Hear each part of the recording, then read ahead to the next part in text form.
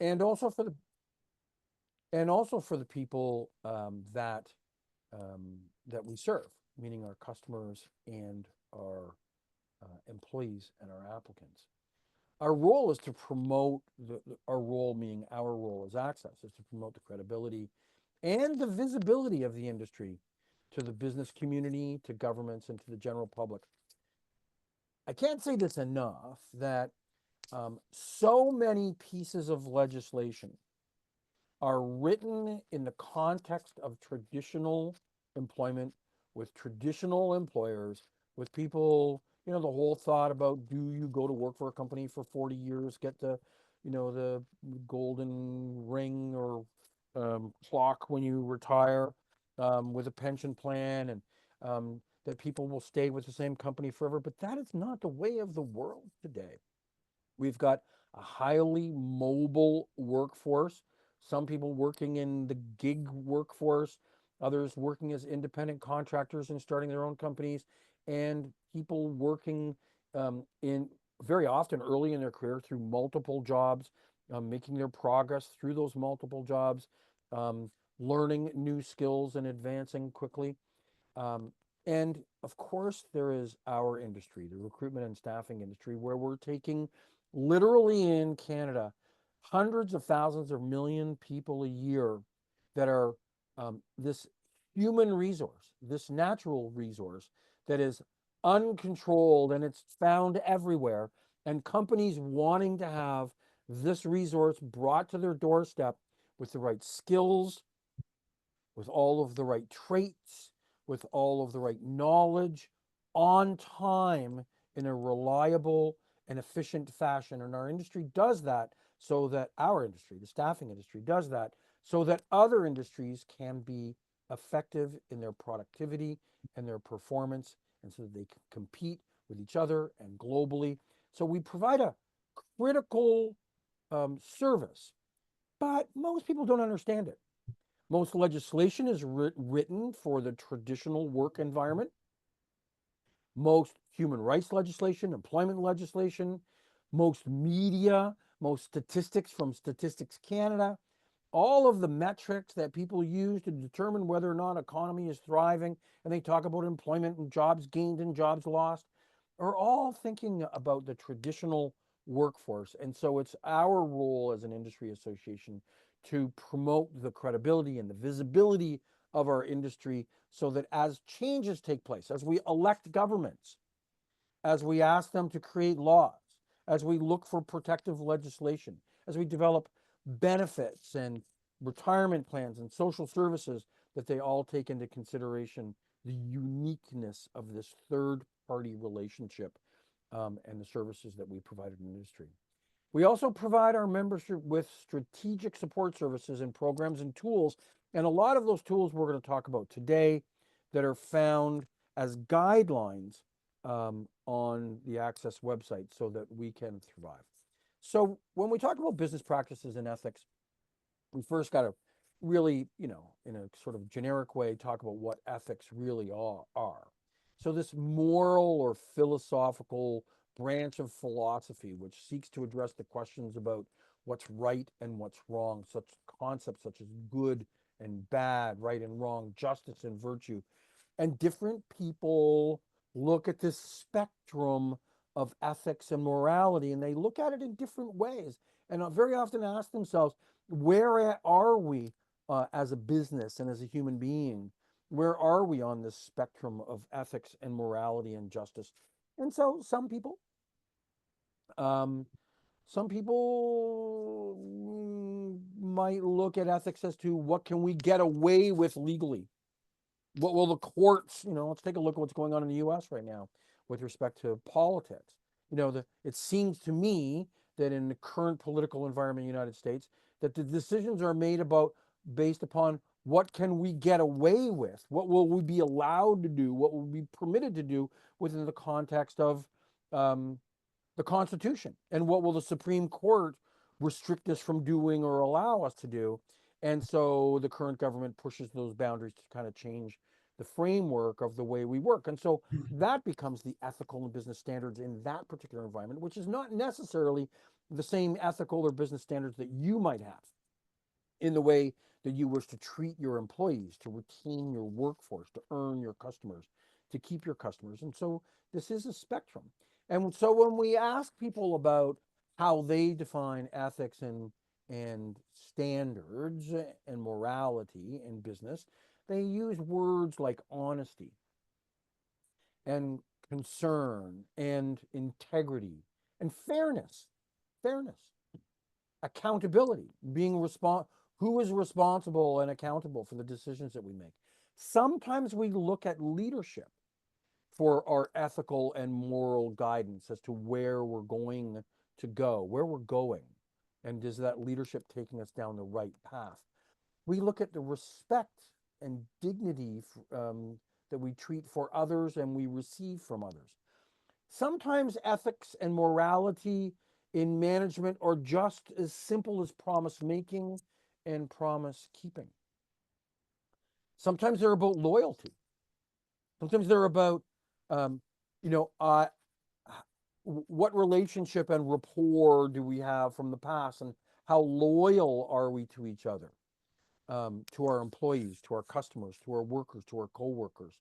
And then again, I talked a little bit just a minute ago about law abiding. Is it truthful? Is it honest? And so very often people look at ethics and morality in business through different lenses, and they're not always agreed upon exactly how far we should go, how much it is, how important it is to the operation of our business or to the work in business community or in our industry. Doing the right thing right. In 90% of ethical problems we face, we know what we really should do. The real questions become, what are we willing to do? And so, you know, I use the expression from years ago. I don't know if I coined the expression, but certainly, you know, I think I've heard it in other places, called situational ethics.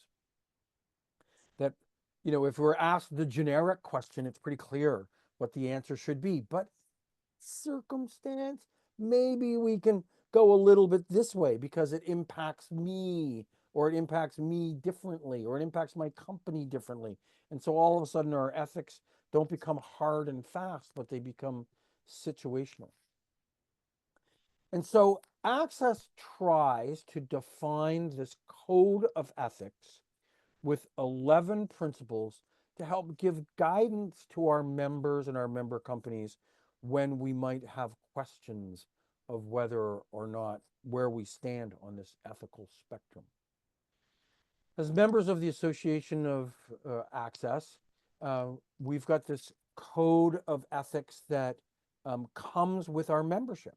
So when we go to join as a company, we have to make a commitment to this code of ethics, where we commit to uphold the code of ethics and standards, and also to display this code of ethics prominently in our workplace or on our websites or in our communication with our customers and our employees, where we support the principles set forth, to acknowledge that compliance with the principles of the ACSESS Code of Ethics is in the best interest of your company, of all of our member companies, of our candidates, our employees, our client organizations, and overall the reputation of our industry. And so when we joined the association, member companies have to say, yes, we do have employers' health tax, and yes, we are in good standing with our taxes, and yes, we do have workers' compensation. So we got to check a bunch of boxes that say we're meeting some of the legal standards, but we also say that we will uphold and stand by the principles set forward in the 11 principles of the Code of Ethics of ACSESS. So, you know, if we were all in the same room, we'd kind of do this poll, who is responsible for ethical behavior, and the answer is all of us: recruiters,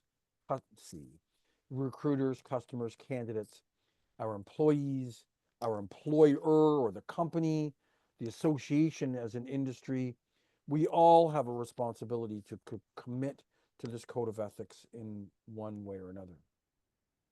So principle number one, pretty high level principle. We'll observe the highest principles of integrity, professionalism, and fair practices in dealing with our clients, candidates, employees, and all regulatory authorities, and we will respect the confidentiality of records in accordance with the law and in good business practice. So this is kind of the overarching principle that says we're going to observe the highest principles of integrity.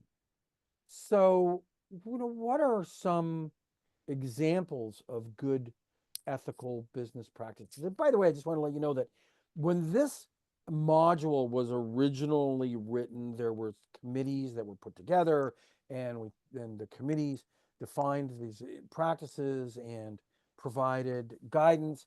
And the original modules were kind of written in an interesting way. It's kind of like listed all of the negative things. It was like, here's all the things that our industry has been accused of, or maybe has developed maybe an unfounded or founded reputation for doing, and what are all the bad things? Let's define all the bad things and say we shall not do these things, which I thought was kind of a negative way of approaching this um, this module. And so over time, we've slowly kind of transitioned it so that it had more of the positive things.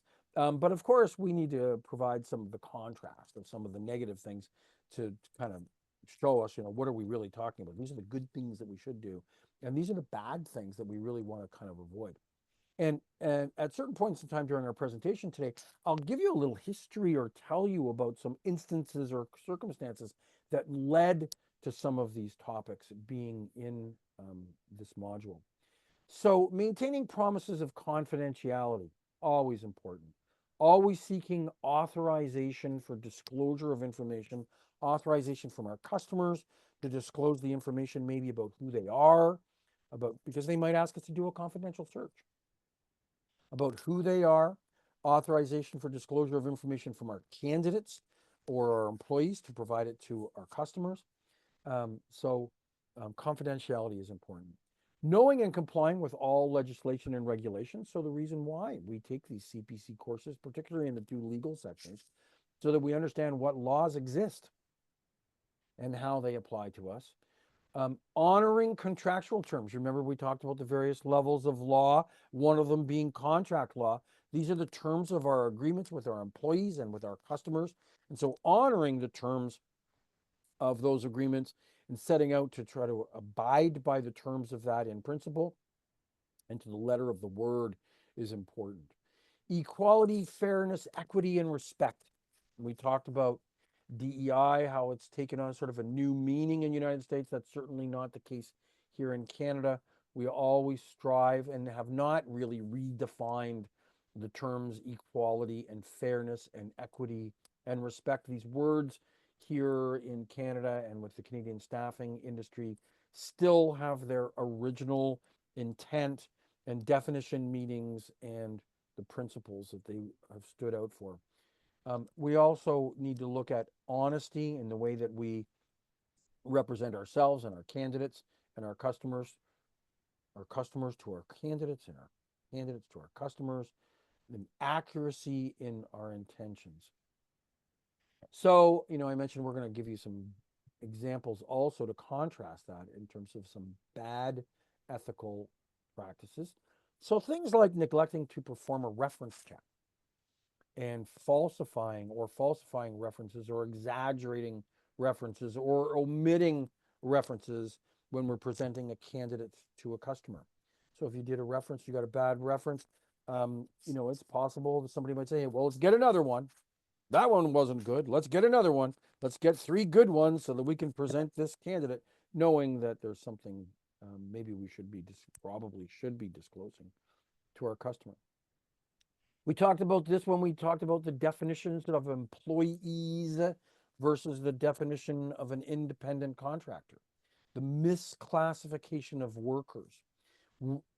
Defining a worker as an independent contractor rather than an employee, and therefore not making the legal deductions and avoiding our employer obligations. That would be an unethical practice.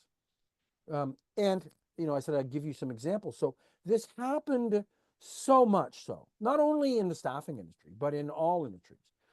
This happened so much so that in some provinces, and particularly in Ontario, they have come up with codified, not just allowed common law decisions, but they've codified or codified, or written into the statute the definitions of an employee so that we can have better clarity as to which individuals can be treated as independent contractors legally. Direct recruiting of candidates, so rating or um, um, hiring and recruiting candidates that we've previously placed with a customer.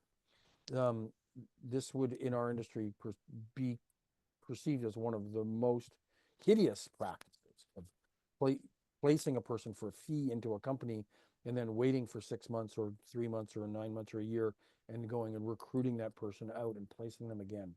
Lying to a customer regarding a candidate's or a previous temporary worker's absentees, lateness, tardiness, or other things in their performance, and contacting a candidate's current or former employer for a reference without permission or knowledge.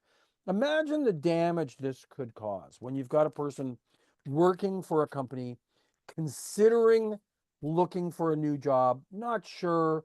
They go out to the marketplace, they meet a recruiter, and the recruiter then, without permission, contacts that person's employer and says, hey, Johnny or Jane is thinking about leaving your company and they've applied for a job with us. Can you tell us about Johnny or Jane's performance? And you have a few minutes to answer some questions about a reference in terms of their performance with your company. You know that you may have just sealed that person's fate and ruined their career, causing harm to them, irreparable harm to them that you can't undo. So having specific, and you know what, the same could even go with a previous employer. Like the previous employer might be somehow related to in terms of ownership, or they might know personally the person's current employer. And so just going out there and doing references and going behind their back and calling past employers without permission might unwittingly or unknowingly be causing harm to that person. And so we need to get permission.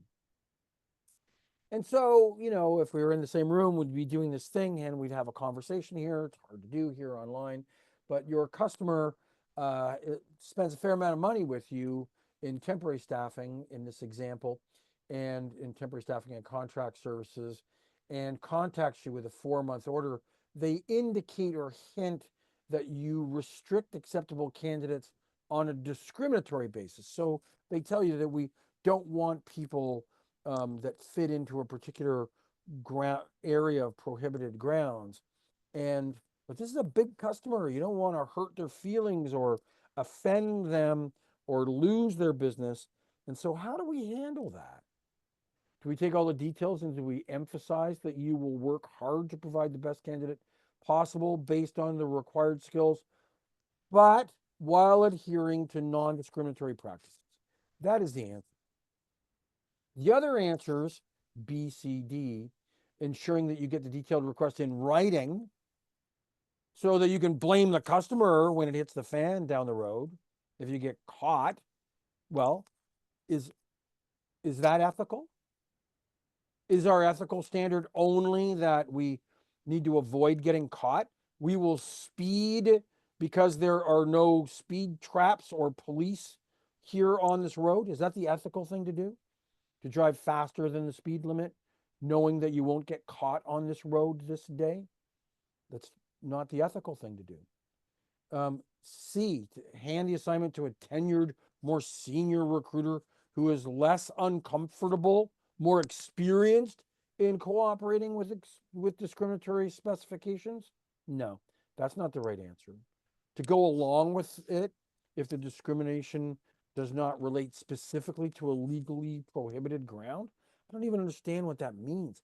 Go along with it if the discrimination does not relate to a legally prohibited grounds. So, for example, physical attractiveness. Well, you know what? First off, if it's not a legally prohibited ground, it's not discrimination. It might be ethically or morally incorrect. We'll only accept beautiful people. The question might be, hey, well, I don't know what beautiful is. It might be for a fashion show. It might be for to be a model for a poster, and so they're looking for somebody that looks a particular way. There are um, uh, sometimes some bona fide occupational requirements that might be appropriate, but not usually and not always. And so we're going to need to deal with that one, number D, with some kid gloves to make sure that we're not taking it and venturing into some area of prohibited grounds. And number E is inform the client that they will be obliged to use their company specific criteria after you have given them a short list of candidates for consideration. So basically, they're saying, hey, my rules are here. Whatever your rules, those are your rules. This is not a good conversation. Number E is not a good conversation to enter into, basically encouraging people that their rules might not be ruled enough. So the answer is A.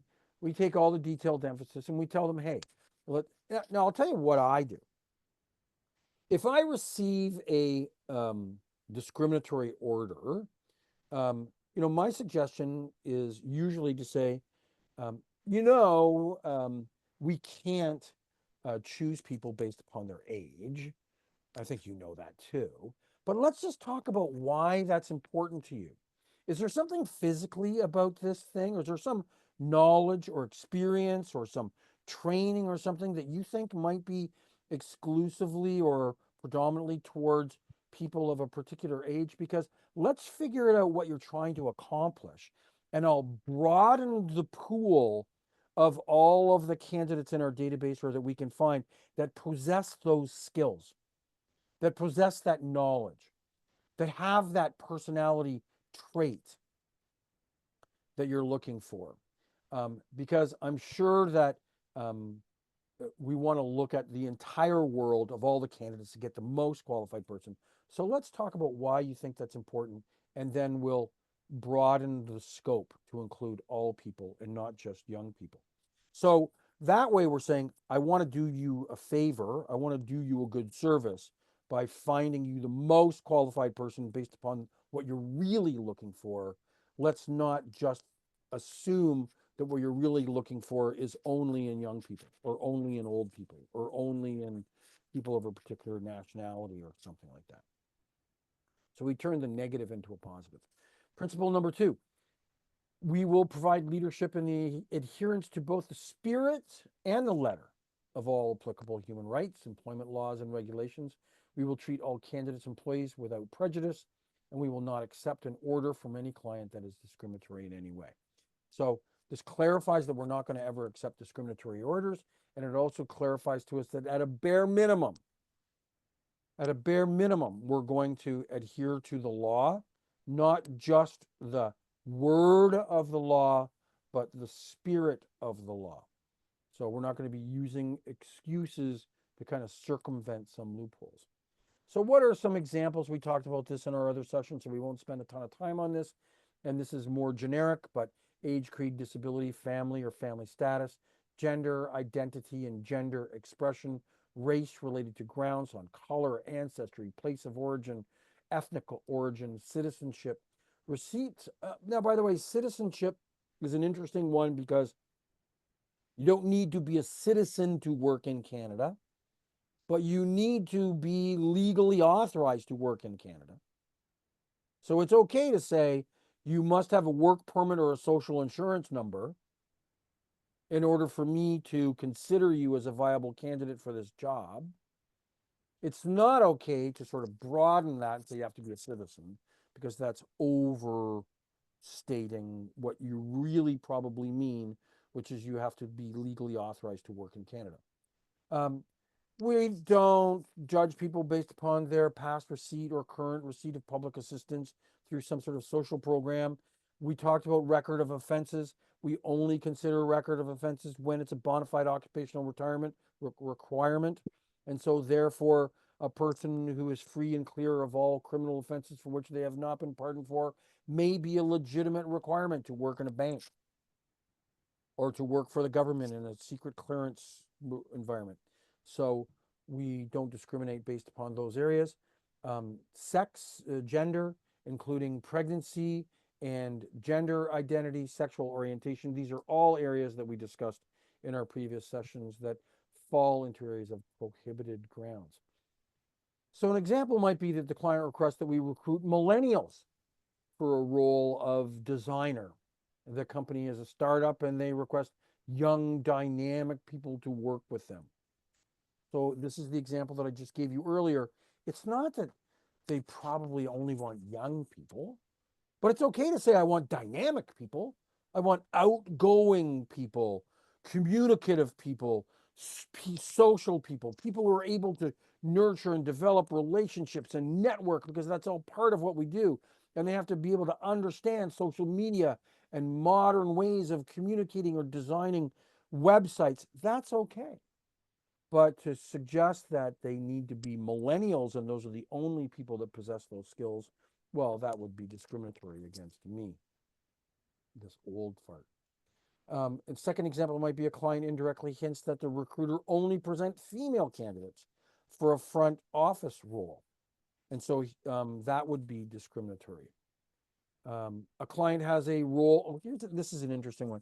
A client has a role for a forklift driver and they must have their license to drive that particular forklift and be able to lift 15 pounds, which is within the limit of the law. That you can say in certain jobs, I think it's 20 pounds in most provinces, that you can prohibit people from working if there's lifting up to 20 pounds. Above 20 pounds, you have to give them assistance or tools or something to help them lift, but you can require people to lift up to 20 pounds in most places. So they request to have Brian back, the temporary worker who has been there before. And if he's not available, then we should present to them another, here's the problem, male candidate for this role. And really what the request should be, another person who is equally qualified or similar in their skills and performance abilities as Brian. That's okay to say. And so we would redefine that back to the client saying, you know what, we take a look at all the people, we know what skills and experience and knowledge and certifications Brian has.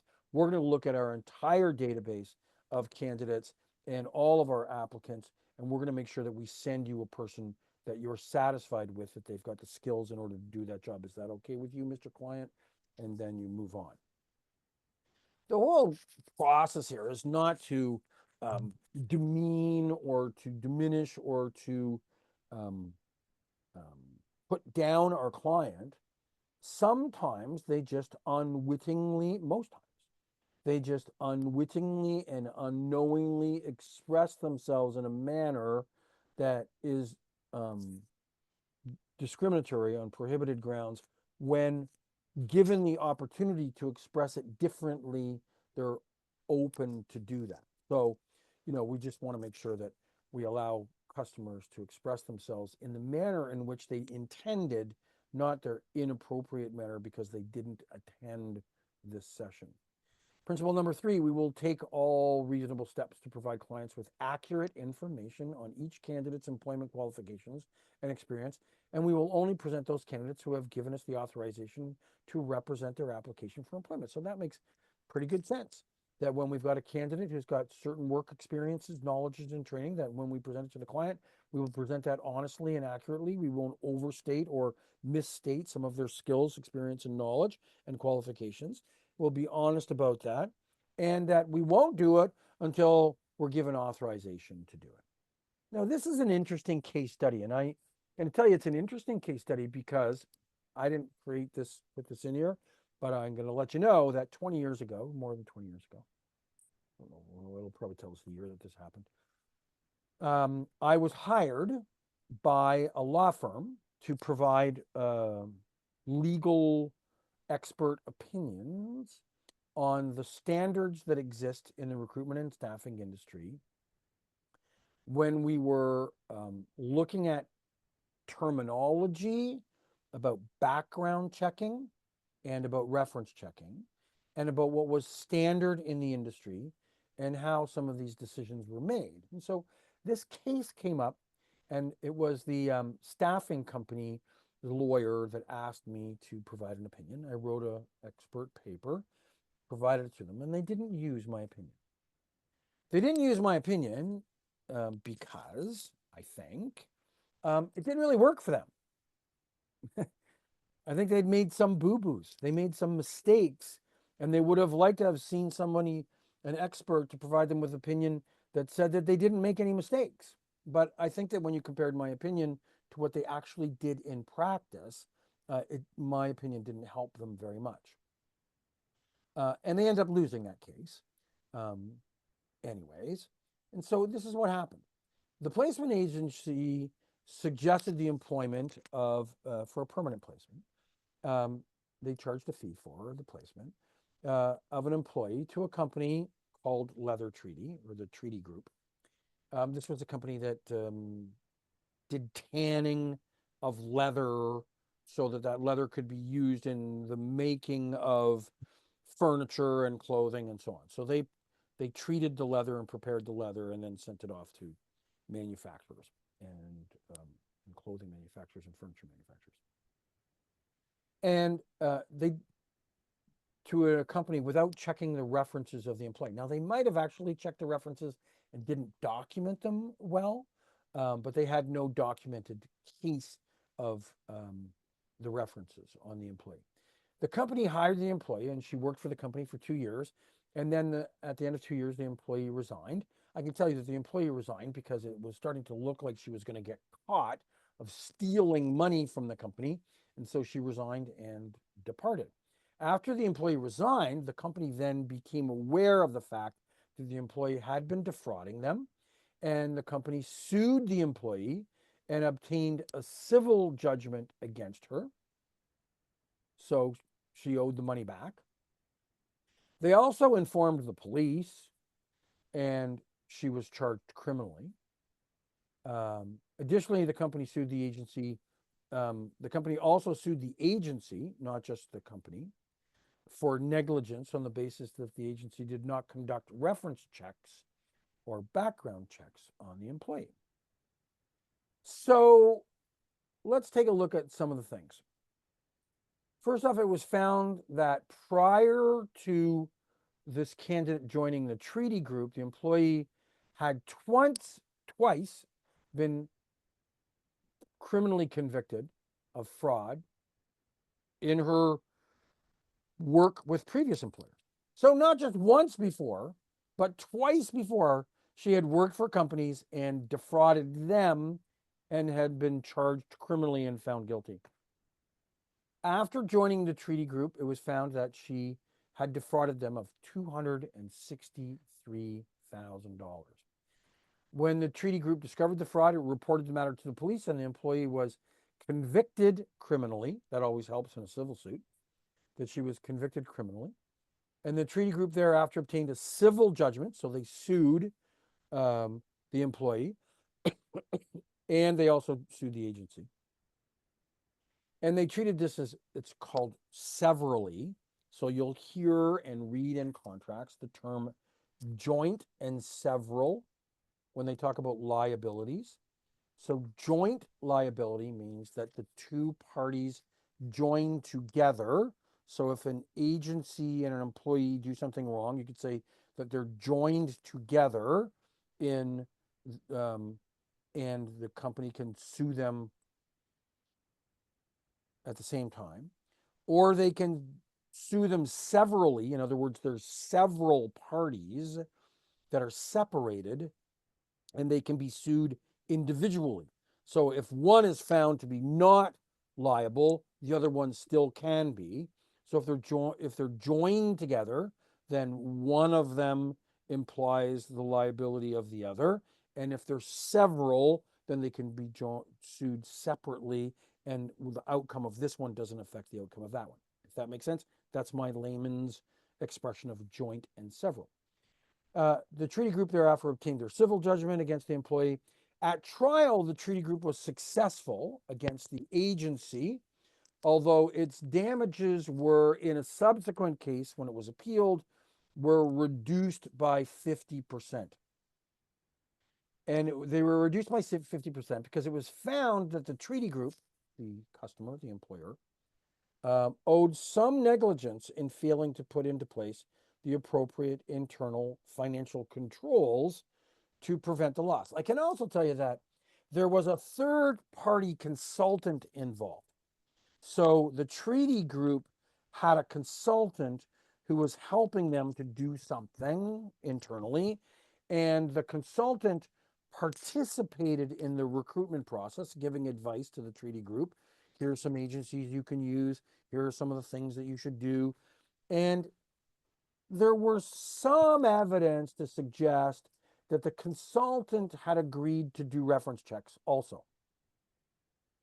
So the agency was supposed to provide reference checks.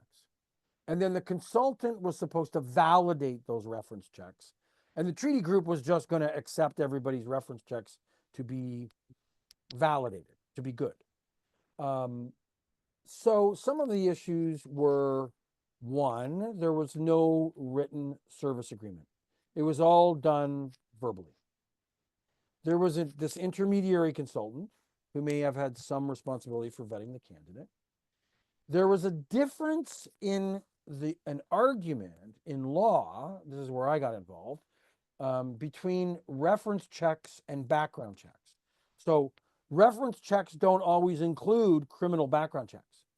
Reference checks don't always include verifying the validity of a person's university or college education. If they say, hey, on their resume, this person's got this degree, and they give you a copy of their transcripts or something, that's often fine enough. But you can pay for a third-party background check that determines whether or not that's true and accurate.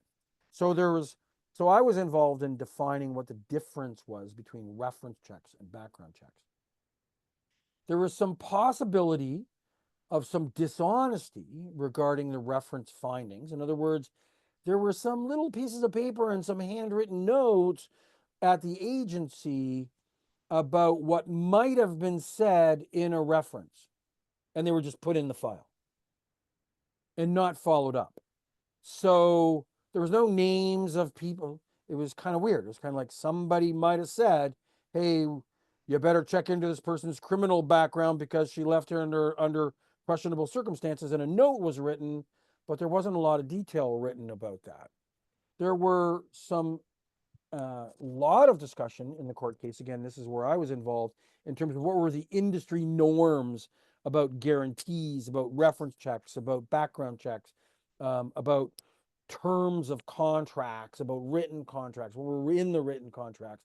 So we can say, hey, even if there isn't a written contract, this is pretty much the way the industry works. And then these are the pieces that organizations might negotiate, starting from this as a minimum to that as a maximum. Let's say, for example, guarantees, that there's typically a guarantee and they would only be exempt from a guarantee if they negotiated that exemption. And usually those exemptions come with a decreased fee. In other words, we'll give you a 5% off our fee if we don't have to guarantee it, and things like that. So those were all kind of in the paper that I wrote that the courts and the lawyers and the companies all kind of argued about. The company had a website, and there were a lot of promises made on that website. We do reference checks. We are awesome. Where people have lots of experience. We have the best candidates, things like that websites typically say because it's a marketing and sales tool. And so the judge looked to see, those were written promises. If you're not going to put it in a contract, you wrote it for the public to read. So whatever you wrote in the public domain constitutes the minimum of your contract.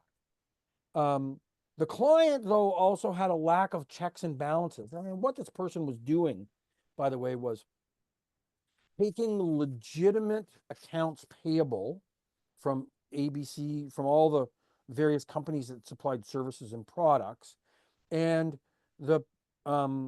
she was setting up, I think, bank accounts with names that were, so say, for example, was the printing company, and they did lots of printing for the company, she would set up a bank account in the name of the other printing company. And so they would write a check to the printing company for the $1,000 that they owed to the printing company, and then write another check for $1,000 to the other printing company. And so she would deposit that, and it would all show up in the general ledgers and on their financial statements and in their expenses as the printing company and the other printing company. And people weren't catching on to this drip, drip, drip of additional expenses being written out that she was actually cashing and keeping for herself. So then the calculation of how much was legit and how much was not legit, how much did they get back, how much did they not get back, and then there's also the calculation of what the legal expenses were, and all of this eventually came up to the second judge in the appeals court saying, yeah, leather treaty, you still win the case, but the amount that you win is going to be decreased. So this is an example of where a company, a staffing company, provided a service that they didn't intend, they didn't go out with the intention of doing something immoral or unethical, but their lack of systems, process, training, and follow-up really ended up being a legal issue that found itself in court, and then it ventured into the areas of honesty, commitment, and promise keeping and promise making. So what are some examples of what not to do? We don't make up references or ignore unfavorable ones. That happened in the leather treaty case. It looked like we ignored an unfavorable one. Failing to disclose unfavorable test scores or other scores, references to the client. Not seeking out the approval from the candidate to submit their resume to the client. By the way, there's a lot of, so let's just talk now about VMS systems and master service agreements.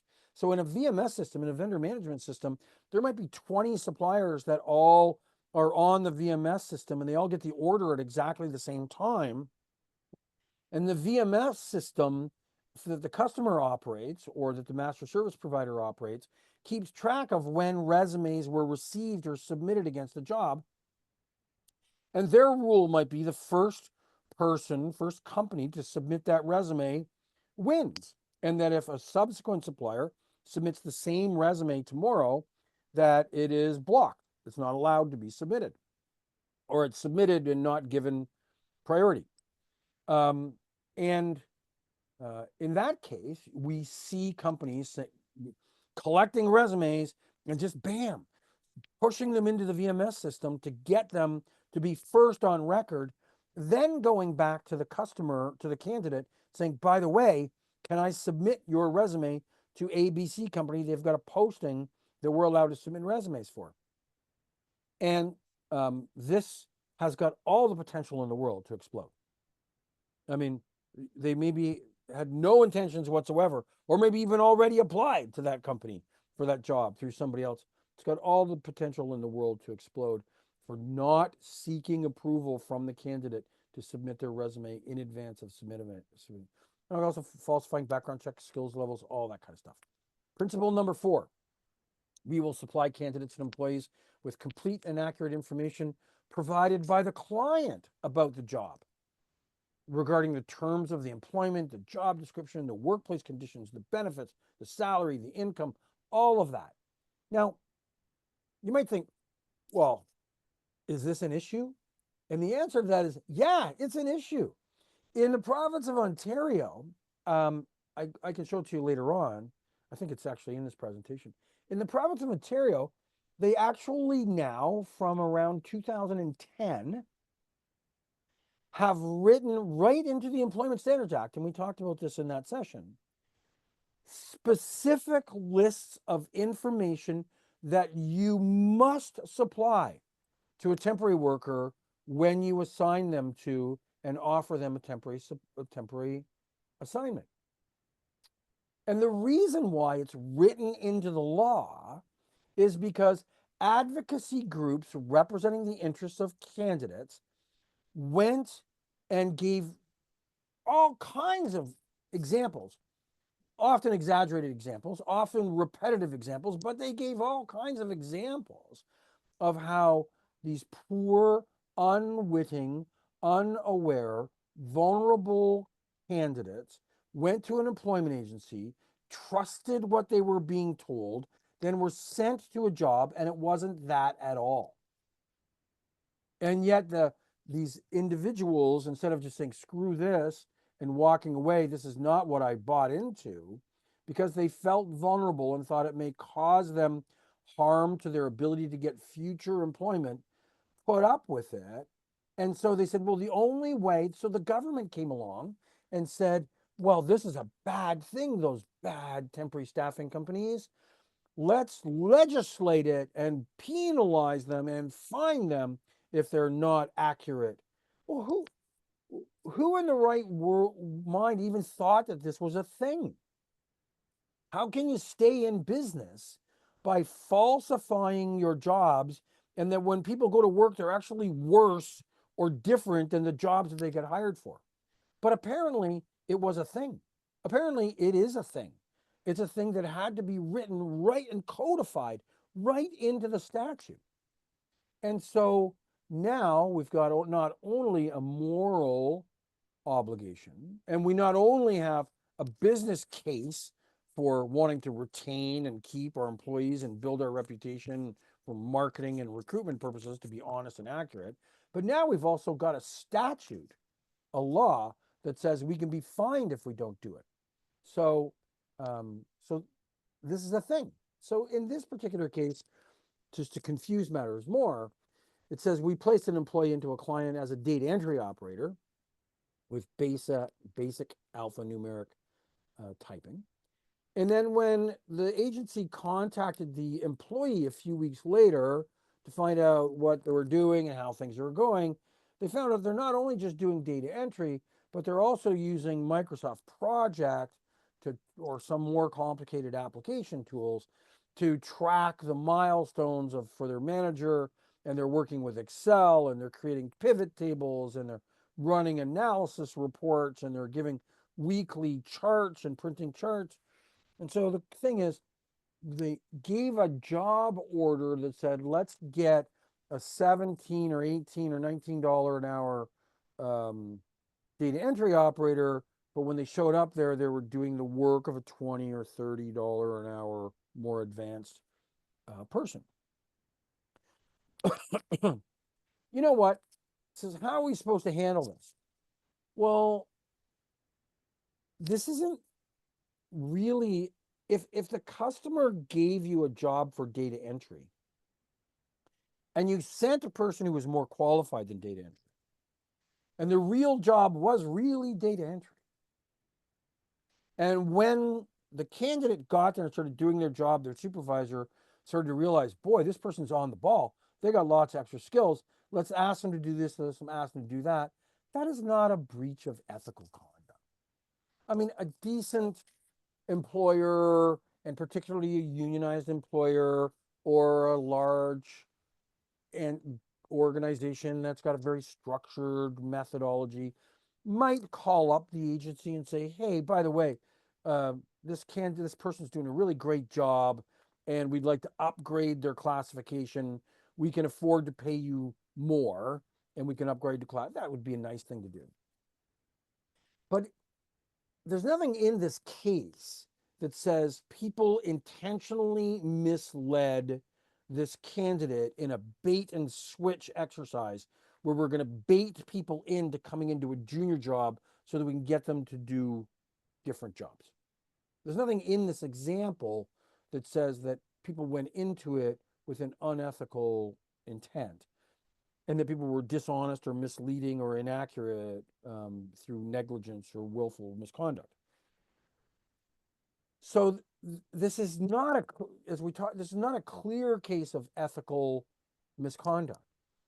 However, some people on the spectrum of ethical behavior might say, but it's normal practice that if you're going to do this job, that we classify it as this job and we pay it as if it's this job. So that could happen. You could participate in calling the customer and say, hey, you know, are you open to giving this candidate, this employee, a raise? at all?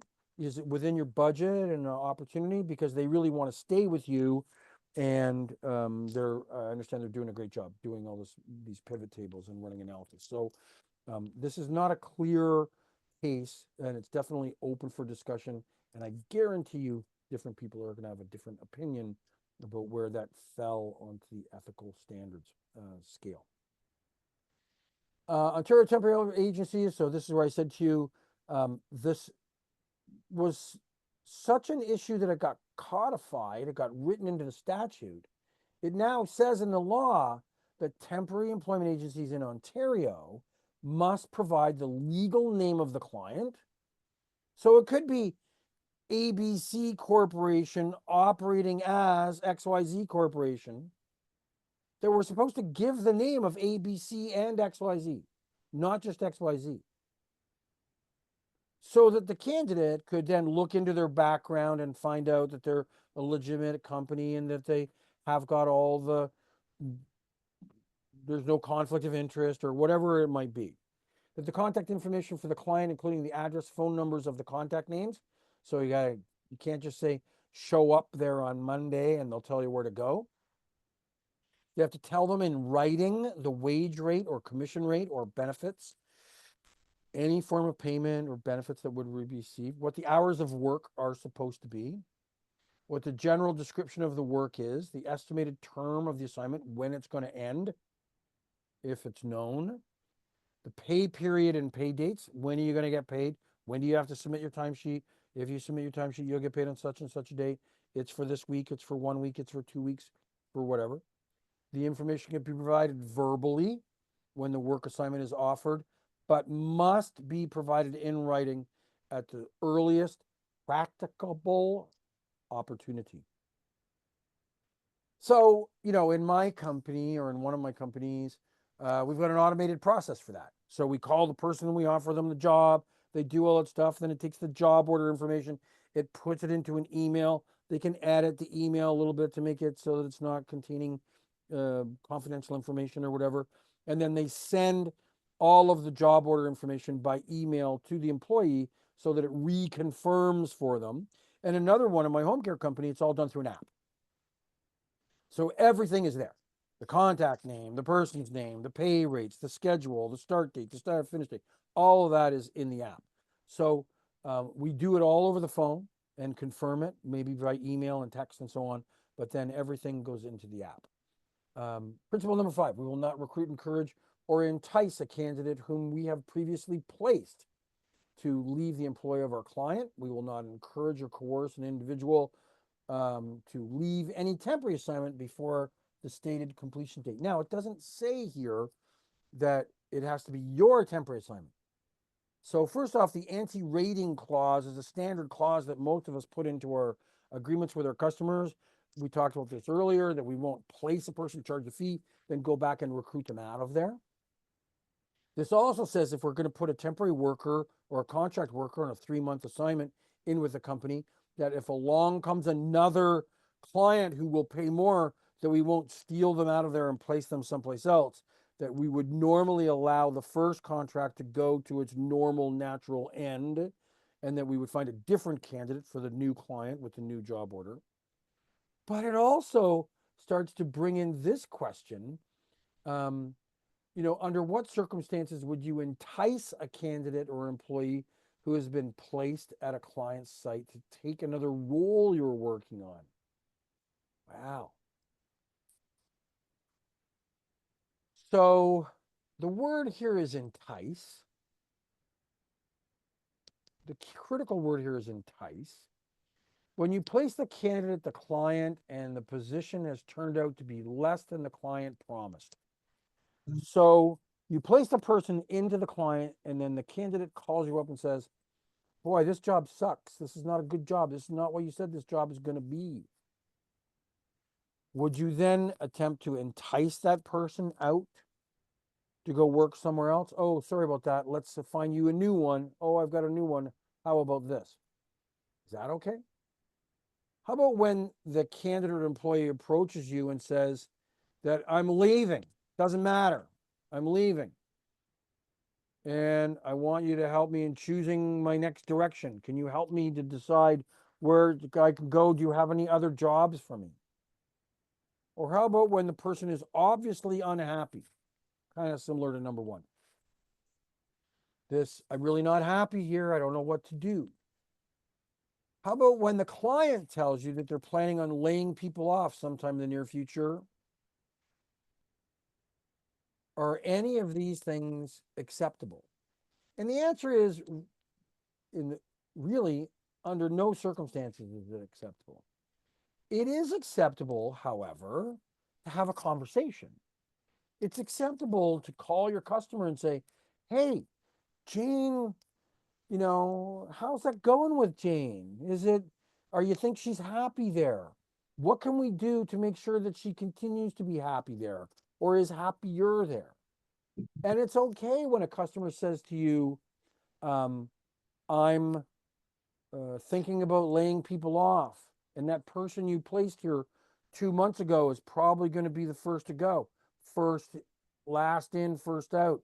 We always lay people off based upon seniority. So that person's going to go. It's okay for you to say, do you want me to try to find that person another job? Maybe I can find that person another job and get permission from you to approach them, and then you're not going to end up paying any severance. And if they're happy and you're happy, we can do that. It's okay to have those kinds of conversations, but it's not okay to blow up somebody's career or to go behind the customer's back and to take people out of the client that you place them into. So again, there's this, the general rule is it's never okay to place a person into a company and then to participate in pulling them out of there and place them someplace else. Typically, you might have to say to a person, I'm really sorry. When I placed you there, I can engage, I can help you, I can try to figure out, what we can do to make things better. You can give me permission to talk to the boss on your behalf. There's something we can do, but I cannot offer you new jobs. And I cannot offer you advice on how to leave the company. When they paid a fee to me to find you, my job is to help keep you there, not take you away. Now, if you quit and if you leave, and if after that you're no longer working for the company, you want to resubmit your application to me, I cannot make you any promises about what might exist on that day, but I cannot participate in your process of leaving the company up to that point without the permission of your employer. So you're probably best kind of either ask me to help you inside the company or not communicate with me about this. It's a tough spot to be in. So playing nice together and having this communication with clients helps the clients win, helps the candidates win, helps you win. Steve, So yes. sorry. Okay, so what would happen, I guess, if you're right, if you put an employee in a position and they worked it for a couple of months and then came back to you and said, I'm just not happy here. Like that's kind of where it's a slippery slope, right? Because Yeah, we're yeah. working on behalf of the client, but we're also working with the candidate. Um, and so we have had situations like that, being in a small town where I'm from, and just dealing with those situations because either she quits and goes and finds something on her own, or we find her a new position and we reach out to the client and tell them that, she doesn't feel like she's the right fit, and we have a conversation with her or with them. But like that's the tricky part. Yeah, it's absolutely the tricky part, and it happens like it's a real thing. It happens all the time. And the rule is thou shalt not represent that person to another employer and encourage, entice, or help them to Right. leave the company. That's the rule. Yeah. What in reality, you might have a conversation your first conversation with the candidate might be, have you talked to your boss? Yeah. Do they know? What are some of the things?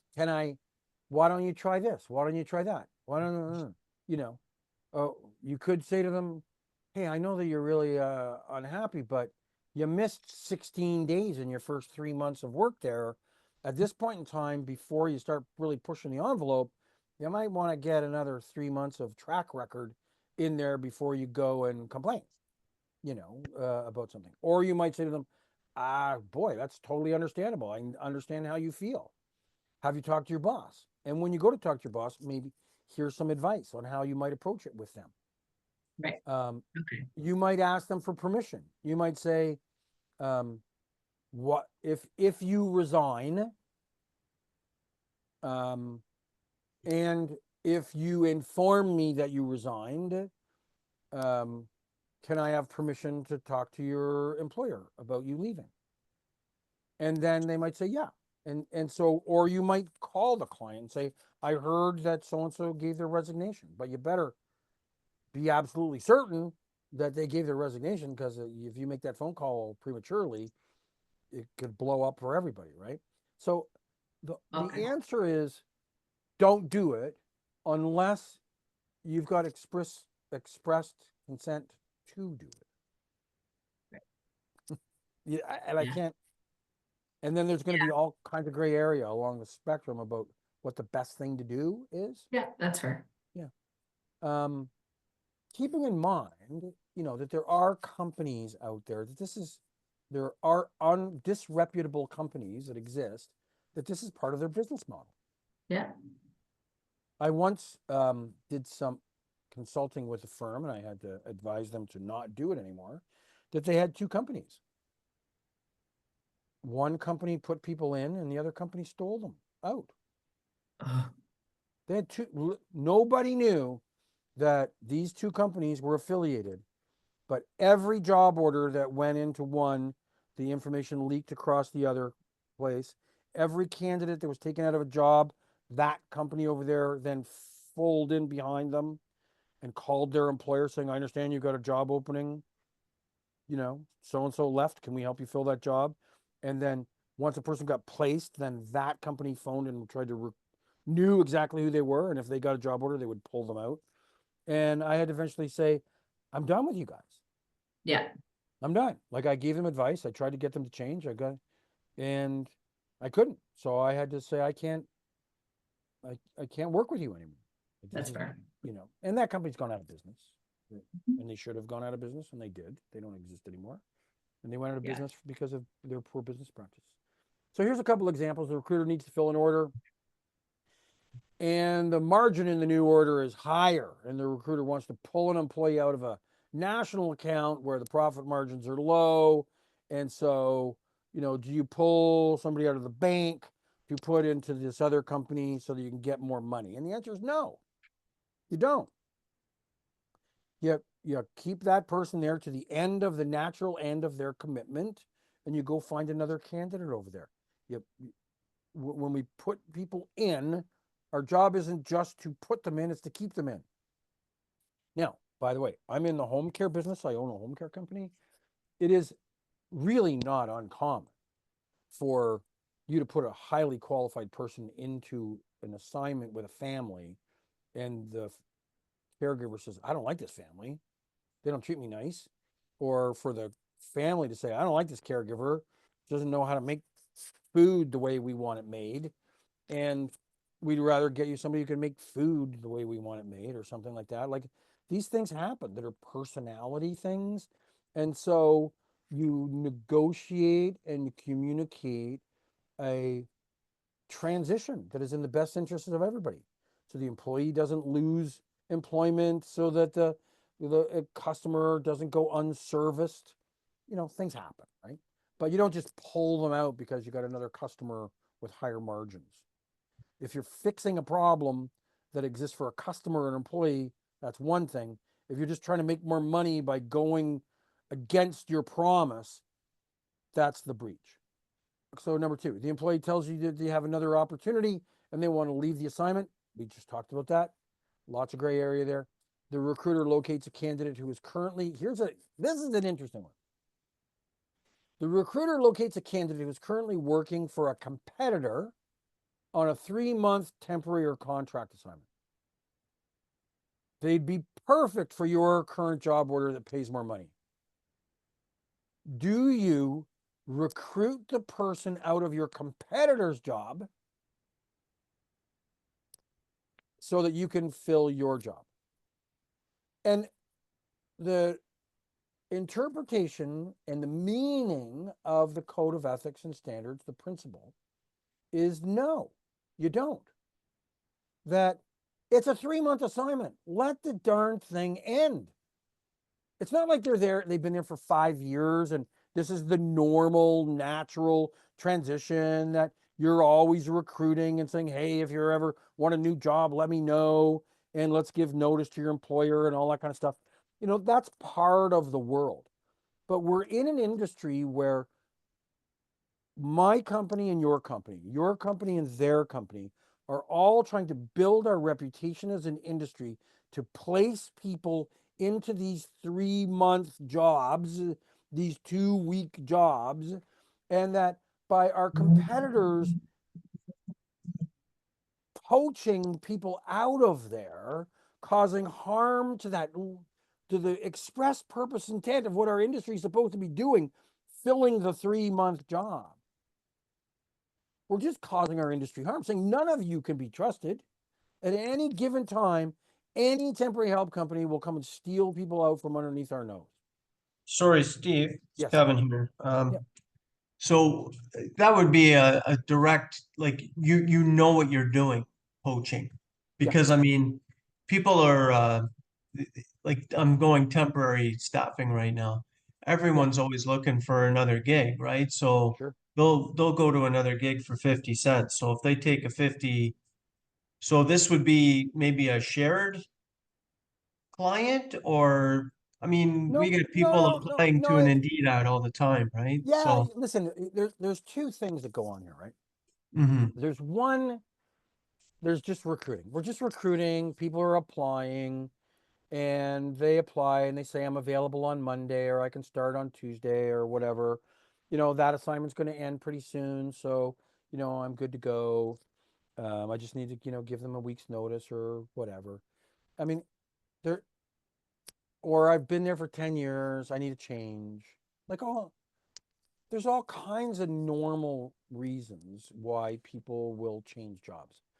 But if there was a company in Toronto in the late 80s, early 90s who said to people, if you come from another agency and you're on a current assignment and you leave that agency and come and work for us, we'll give you $100 bonus at the end of your first assignment. So in other words, they went, wow, there's a limit. At the time, there was a limited pool of temps working in downtown Toronto in banks and insurance companies. And at the time, they would say, if you're already working for another agency, you must be good. You must be a good temp. We'll give you $100 bonus to quit that company and come work for us. That was absolutely the intent of this code of ethics, to stop that kind of behavior, enticing people to leave their assignments prematurely when it's our industry's goal to give customers the confidence that we can fill a 1 week or a 1 day or a 1 month or a 3-month assignment. And that we won't have, that those people won't be leaving tomorrow. But it's the reason they leave tomorrow is because our industry, who's supposed to be solving the problem, is causing the problem. So we look at the interesting thing about this example number 3 is that it's a 3-month assignment. It's not really long. It's not forever.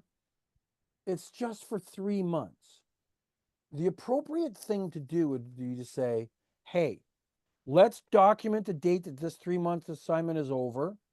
Let's talk a month in advance, start talking a month in advance so that we can get you all ready to roll and, start looking at clients where you can fit in.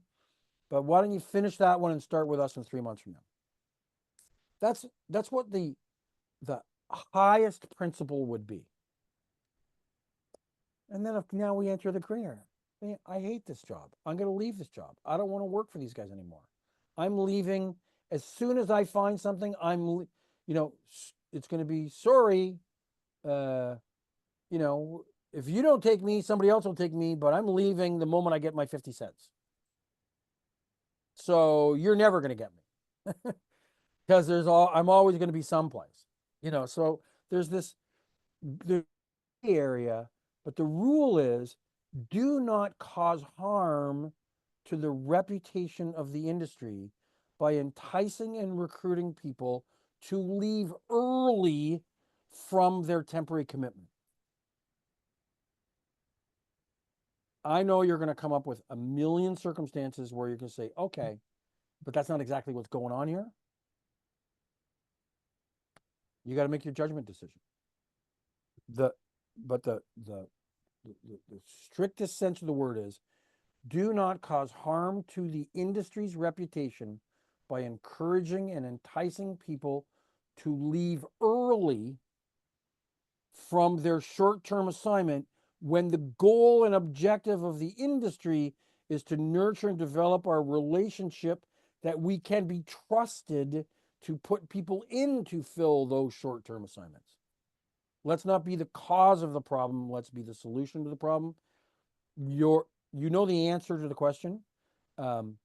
What your unique circumstances are when the situation arises, you got to do what's in the best interest of the customer and the employee. Okay, so it's not a good answer, but it's the answer. Sorry. Okay. Is that okay? Yeah. No. Yep. Here's an interesting one. We will not restrict the right of a candidate or employee to accept employment of their choice. So in Ontario, other provinces have got similar legislation, or they've got court decisions in common law, or it's just a practice. But we take a look at this is right off of the ministry's website, these hyperlinks, where it says that we will not there's a prohibition on charging a fee to an employee and restricting assignment employees from accepting employment with clients. So we can't say, hey, when you work for us, you can't take a job with our client. If they make you an offer, you're not allowed to take it. That's between you and your client, not between you and the employee. So the employees will always be allowed to say, I want to apply for a new job, I want to move over to the other company, or I want to take a job with the client.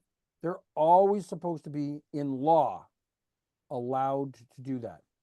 If you happen to have an agreement with the client that says, if one of our employees does that, or if you approach one of our employees and you hire them, then you owe us a fee, that's between you and your client. But then we go to number 7. There's prohibitions on charging fees to clients and restricting clients from hiring employees. And I don't know, let me just take a look at the next screen. Yeah, so this is cut and paste right off of the website. I was going to go to the website, but this is cut and paste right off the website. So it says a temporary help agency is not, so number 6 up above, can't charge the employee. A temporary help agency is not allowed to charge a fee to an assignment employee or a prospective or a candidate for becoming an employee of the agency, for the agency assigning or trying to assign the employee to get work, or the agency providing the employee with help in preparing their resume or preparing for job interviews. So you can't say, for $100, come on in, we'll redo your resume and we'll teach you how to do your interview. You can't do that. The agency is prohibited from attempting to restrict an assignment employee from accepting direct employment with the agency's client. It also cannot charge the employee a fee for accepting direct employment with the client. So in other words, that's between you and your customer. Now, when it comes to the customer, number 7 on that screen 2 above, it says that a temporary help agency is not allowed to charge a fee to a client of the agency for entering into a direct employment relationship with the agency's employee, except in limited circumstances. So the agency may in Ontario, the agency may generally charge a fee only during the first 6 months. We talked about this in our legal session. They can only charge a fee during the first 6 months, beginning on the first day of the assignment that the worker works for the client through the agency. A fee is not permitted if the assignment employees enter into an employment relationship with the client after the temporary help agency. Oh, so they're not allowed to do it after 6 months, and they're not allowed to do it if the license to operate was refused. So this last sentence was added to the legislation because when they created this thing was 10 years ago, but agency licensing was last July. So they came along and said, hey, if you're working for a temporary help agency and that temporary help agency applied for an employment for a temporary help agency license or for an employment agency permanent placement license and they were refused, then even during the first 6 months, you're not allowed to charge a fee. Now that, I suppose some people might still be applying, so that rule would still exist. But you got to have an agency license to charge a fee, and you can't charge a fee after 6 months. Interesting wording too. Forget that last sentence because that's got to do with the whole agency licensing thing. But interesting wording. It says that they're not allowed to charge a fee except for in circumstances, and that they may generally charge a fee during the 6 months beginning. It's weird wording. Like my wording is not allowed to charge a fee after 6 months, and they say generally allowed to charge a fee during the first 6 months. Same thing. It's a weird wording. The agency is not allowed to restrict a client from entering into a direct employment relationship with an assigned employee. So in other words, you can't say to a client, you're not allowed to hire my employees. You are allowed to say to them, you can hire my employees. And if you hire them within 6 months, you owe us a fee. And here's the calculation of the fee. If you wish to avoid the fee, the implication is if you wish to avoid the fee, wait till 6 months has transpired.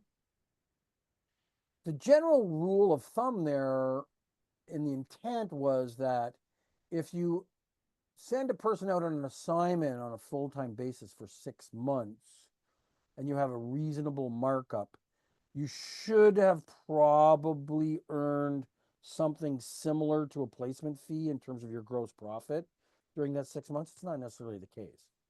But the government was looking at, say, when have you made enough money? And they chose 6 months as to be the time. So principle number 7, we will not misuse membership privileges for the purpose of recruiting. We got 7 more minutes to break. We will not misuse membership for the purpose of recruiting members' staff or in any way may otherwise injure our candidates or employees or competitors. So what they're basically saying is, I'm going to take you to that later on, but what they're basically saying is, don't use, if you're a member, don't use a membership list, don't use a membership event, don't use a membership event or don't use a membership list in order to headhunt or directly recruit people from our competitors. The principle that I'm going to show you after the break that's on the ACSESS websites basically goes on to say, and we strongly recommend that you post all those jobs in the public domain. That if you are recruiting inside your company, whether it's for candidates, for customers, or whether it's for recruiters or salespeople or whatever, put those in the public domain. At least go out there and say, hey, I'm making this information available to the public. And if somebody applies to me, they came to me through the public domain advertising, not through me taking an ACSESS list and calling all the people on the access list.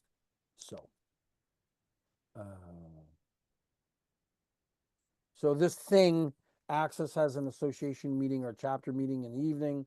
So you intend and you make everybody aware of the fact you got a job opening. Don't do that. Go ahead and attend the Access meeting. Just while you're at the Access meetings, don't go walking around, nudge, nudge, wink, wink. Take a look at my job posting. It's on the internet. I'm not going to talk about it because I'm supposed to post it. So, but there's a posting there. Just don't talk about or imply or suggest that you want to hire people when you're at an Access meeting. Let's not use the skill that we develop to make our industry successful against each other, which is being a great recruiter. We will derive income only from clients and make no direct or indirect charges to candidates or employees unless specified by a license. That whole specified by a license thing might mean, for example, that somebody might be an immigration consultant and have a license for that, and they might be an employment agency and have a license for that. I would think that in a lot of provinces, that if you were applying for a license to be an employment agency, but you already had an immigration license, they probably wouldn't issue it to you. The immigration licensing thing is a bigger issue for most provinces than employment agency licensing, but they're both issues. Principle number 9, we will maintain the highest standards of integrity in all forms of advertising, communications, and solicitations. We'll conduct our business in a manner designed to enhance the operation, image, and reputation of the employment, recruitment, and staffing industry. So basically they're saying, tell the truth in your advertising, follow the law in your advertising, in your recruitment advertising, be accurate in your recruitment advertising, and be professional. So keep your posts up to date. Don't leave them there a month after the job's been filled. Make sure that the information in there about the industry or the job or the skills, that's accurate. Only post open jobs. In other words, don't put up these like evergreen, we're just always recruiting unspecified jobs. If you don't have the jobs. I once worked with a company, a client, I got them to stop doing it, but they ran ads. They were running ads for airline employees because they knew they ran jobs for customer service and what's the right, not stewardesses, what's the right word for airline, what's the common word they use now? Onboard customer service representatives. I don't know. They ran jobs for people working for airlines and customer service because they knew that lots of people wanted to work for airlines because airlines have got this reputation for giving cheap flights and access to free air flights and so on. So they ran things for airline attendants all the time when really they had no jobs in the airline. The customer service jobs were with banks and call centers. They lied so that they get the applicants in and then bait and switch them. So we had to stop them from doing that. So be accurate about your pay rates. In some provinces now, it is the law that you post your pay rates in your job postings, that you have to put in a reasonable, accurate range of pay rates in your job postings for transparency. Be careful with unintended or implied violations of human rights. Some people put things in job postings that they have no idea suggest that you're looking at race, creed, color, place of origin, religion, sex, sexual orientation. Just be careful that you're not implying, especially unintentionally implying something that's prohibited. Protect your client's identity. Clients don't want us to be saying their names in our ads or suggesting who the client might be. Protect your candidate's privacy.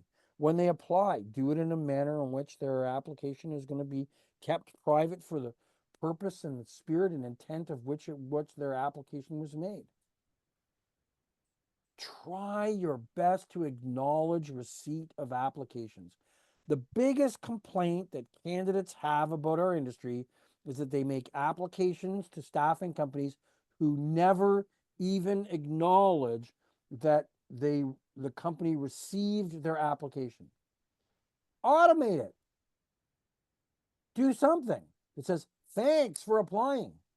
Here's going to be the process. If we don't call you, it's because here's the process. But acknowledge applications, receipt of applications. Pay attention. Oh, this is my pet peeve. Pay attention to the wrapping and auto post features of your ATS, of your applicant tracking system. If you've got Bullhorn or some other applicant tracking system, and you create your job orders in the system, and then they aggregate or get wrapped or get pulled. So people like Indeed and Career Builder and Monster have got this process where they do a wrapping. So you post it to your website, then they come in once a day and they pull them from there. Others have HTML uploads, XML uploads, sorry, and you upload a file as often as you want, and it automatically updates Career Builder, Job Boom, or Monster, or somebody with their job postings. There's others that you can post to places like Indeed using third-party Indeed, LinkedIn or Facebook using third-party apps where you basically give a hyperlink or some information to it and it wraps up. And a lot of them in your ATS, you might create a job order, and that job order is now created internally. Then your system automatically posts it to your website, and then it either goes to this third-party website like Monster or Career Builder, Indeed, or it goes to your website, and then they grab it from your website. Man, stuff gets screwed up. These systems are designed to be really efficient, to allow you to create it once and post it many. And this one-to-many creates efficiencies for us so that we can go to 1 or 100 places on the internet to post our jobs and have them all route back through the same place, so that we can have, I used to call it the 1,000 pathways. You could have your job posted in 1,000 places, but they all come into one ATS or reciprocal, so that we can have one common system. But if we're creating job orders and wrapping them or posting them or auto posting them to websites and to job boards through an aggregator or through a third-party system, however you do it, pay attention to how well you do it. Because you're going to look like an idiot. You're going to look unprofessional. You're going to have things posted there that's confidential, because there might be things written in the notes of the ATS or in the internal job that are confidential about your customer. They're going to find their way to the website. Have people test it, and review it. Don't just sign a contract with an auto post or an aggregator or with a software company or with your website designer and assume that Career Builder or Monster or Jobs or Glassdoor or LinkedIn or ZipRecruiter or somebody doesn't change something in their technology to improve, because they will be doing it all the time. And your job postings are going to look unprofessional or not show up at all. And then, of course, there's this. 2011. Oh, look at that. This is an old one. Look at the typos and the spelling mistakes and the grammatical errors. So, know that when you put things into particularly when you put things into an auto wrap or auto post system, and you think it's just internal, that it might find its way out into the public domain. Okay, it is 2:34. We talked a little bit about social media the other day. We're going to take a break until 2:44, 10 minutes, and then we'll come back, and then we'll head into the next section for this, because we've got through our 11 principles so far. So I recommend that you keep online, You can turn off your microphone, turn off your cameras. I will do the same on my end, and we'll see you back here in 10 minutes.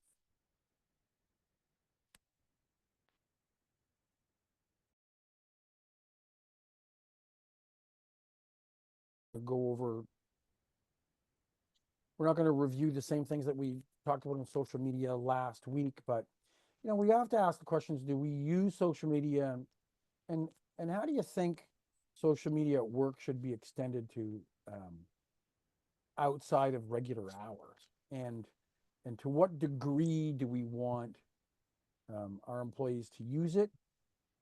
My personal view is that if we have if we have great guidelines and wonderful training, the more people will use their Twitter, Facebook, Instagram, LinkedIn accounts, the better we become at promoting our company brand and our recruitment. And then other people think, no, work is no place to integrate social media. Some people say there's not a cold day that we're ever going to use my Facebook account to promote a job or to do something. Those should all be done on company accounts. And the answer is, it matters to your business model, and it matters that you have got clear policies about how it can be used, when it can be used, what time of day it can be used, what computers they can do it on, what things they can say, what they can't say, what applications and third-party intermediary apps that you use to link together, your job postings for your company to go to their social media accounts. So be mindful that the postings that a person has will be available to the general public. So whatever they post to their social media accounts are going to be seen. And if they're associated to your business, they're going to be reflective upon your business. Once you post something, it lives out there forever. You can delete it, but we all know that there's all kinds of applications that will tell you what existed on a particular date and time in history. And so it's never gone. Once it's there forever. Be respectful, be truthful, honor the privacy rights of people, express your own opinion. For example, the views expressed on this website or web blog or are mine alone and don't necessarily reflect the views of my employer, even if the employee is not posting, is operating within guidelines, and is not posting anything. This is making every effort to disassociate private posts from company posts is important. And remember that we're never to allow our employees to, or as employees, we should never disclose confidential, proprietary, or commercially sensitive information. And ensure that your conduct outside of the workplace would be acceptable in the workplace. So whatever we do on social media, if somehow we're putting where we work in there, or people know where we work, or it can be linked together with what we work, then you have to ask yourself, would this behavior be permitted in the office? I mean, and that's the standard. If this is the behavior that would be permitted in the office, then it's probably, well, maybe, I don't know, some companies, maybe that's not a good rule. But if this behavior is acceptable in the office, then it's probably acceptable out in the public domain. We're actually, I'm just dealing with our lawyer on a social media policy. Okay. Because we had a situation at one of our camps where there was a fatality. And the client and so we had to have a confidentiality conversation with our employees to not post anything online. So it's all just happened in the last 2 days. And so we're just trying to figure out with the lawyer what we can have for policies, I guess, for them to not be able to post specific details in Facebook groups and things, being in a small community, or Yeah. saying that they worked in that camp or whatever else. Right. Yeah, so that's a tricky one. Yeah, I mean, like seriously, like there's an example. So there's an example where I guess at a camp or off-site there was a fatality, and there's going to be potential for lawsuits, and people write things not realizing how that information can be used in a manner in which it wasn't intended. Yeah.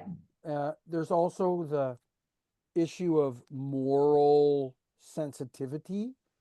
So, are a few people bantering back and forth about industry standards or customers' behavior or something, and being morally insensitive toward not even knowing that maybe the family members are reading this stuff, and Yeah. meanwhile they're criticizing the person who was injured or lost their life Yeah. for their conduct. I mean, there's all kinds of implications about it. And Yeah. so um and so the more, and you're doing the right thing, the more you get professional advice and the more you document your policies, and the Yeah. more there's nothing, all kinds of people document all kinds of things and then they don't reinforce them. So the more you reinforce them and hold them to be coveted and important, the more likely they are to be followed. If you write a policy and nobody ever mentions it again, how can you Yeah. expect people to even know the policy existed? So these are all really important things. And Definitely. sorry to hear you're going through that. That's probably one of the worst experiences that a staffing company uh, can be involved in, and because of it's the worst thing that any company can be involved in. I think Yeah. it's even more challenging for a staffing company because you weren't there. You're not there. You're not the supervisor. You're not responsible for the workplace Yeah. and the supervision in the workplace, and it becomes even increasingly more difficult for you to figure out how to handle. So I'm sorry. Yeah. Well, thankfully it was just, we just have camp cooks and camp attendants there. And so it was at the plant, which was close to the camp. So it was not really our part, but what it's helped us do is reinforce what our strategy is when we have a situation like that. Hopefully we don't have it again, but our first point of contact is to contact the employees that we have on site to talk about their confidentiality, that they're not allowed to disclose information to family or friends. And it's really forced us to put more strategies and policies in place to not have them gossiping about Yeah, sure. management and things being out there and overhearing all of the discussions. We have confidentiality agreements, but we need to enforce them better and on a more consistent basis. So we've, just implemented every 3 or 6 months, we're going to reach out to them and we're just going to reinforce that. Good. I mean, that's great because you're just really providing a real life example of the issue of we put things in people's employment agreements and then never mention them ever again until somebody violates the terms of the agreement. Then all of a sudden they get dusted off and say, 9 years ago you agreed to this. No one's ever talked about it, reinforced it, or acted on it ever since. So having open, transparent, and regular communication and training is really important. Yeah, for sure. Okay, thanks for sharing that. Principle number 10, we recognize and respect the rights and privileges of competitors. So, this, there is the Competition Act, and so there are things that we need to know about. So let's go back to the screen here. Discussing pricing and business terms with competitors during a bid is often referred to as price fixing. It's against the law. It's immoral, illegal, unethical. Recruiting from a competitor for access to confidential information so that you can find out what's going on in the customer and what their prices are and what the competitors' bill rates are and their pay rates and their policies is an issue. There's a term called tortious interference, and we're going to talk about this in a little while, particularly in the areas of workforce transfer. That is where one party uses information that they gain during a contract to cause harm to another party. So this is called tortious. A tort is when there is damages done through willful neglect, negligence, or willful interference. So that's a tort. And this can happen in a workforce transfer, where a workforce transfer is when one company loses a contract, another company wins it, and the winning company then gets access to a whole bunch of information, or the customer has access to a whole bunch of information about the outgoing staffing companies, and they start sharing information amongst each other inappropriately, causing harm to one or many parties. Knowingly multiple submitting a candidate. So knowing that a candidate has already submitted their resume, or another agency has already submitted their resume, but you go ahead and submit their resume anyway, it's just causing unnecessary complications because you've unfairly used information that was given to you during the process to interfere with a person or with a business deal that's taking place. Contract terms, adhering to legislative terms, abusive market dominance. So typically when we talk about the Competitions Act, this is where there's abusive market dominance. That's where one party controls so much in the marketplace that they can cause harm or interfere with others. So this is a goofy example, but this is just sort of like, hey, how do we treat our competition?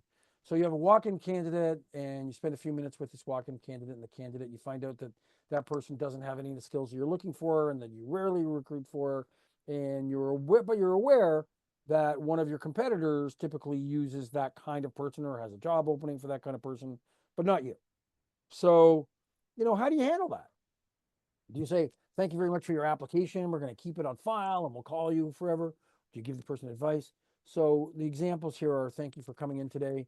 We'll keep your resume on file and contact you when we're recruiting for that skill set. Yeah, okay. Except for you might say, just to let you know though, haven't really filled a job like that in 2 years. So, we're probably not the best place for you to hang your hat on. Thanks for coming in to see us today. Although we're not recruiting for that skill set, please continue to look at our website for job opportunities. Here's my card. Here's our website address. So that's always a good one. Say, hey, we don't have a job for that today, but man, things change every single day. So we'll post our jobs every single day, or as often as we can within our policy, and you monitor it.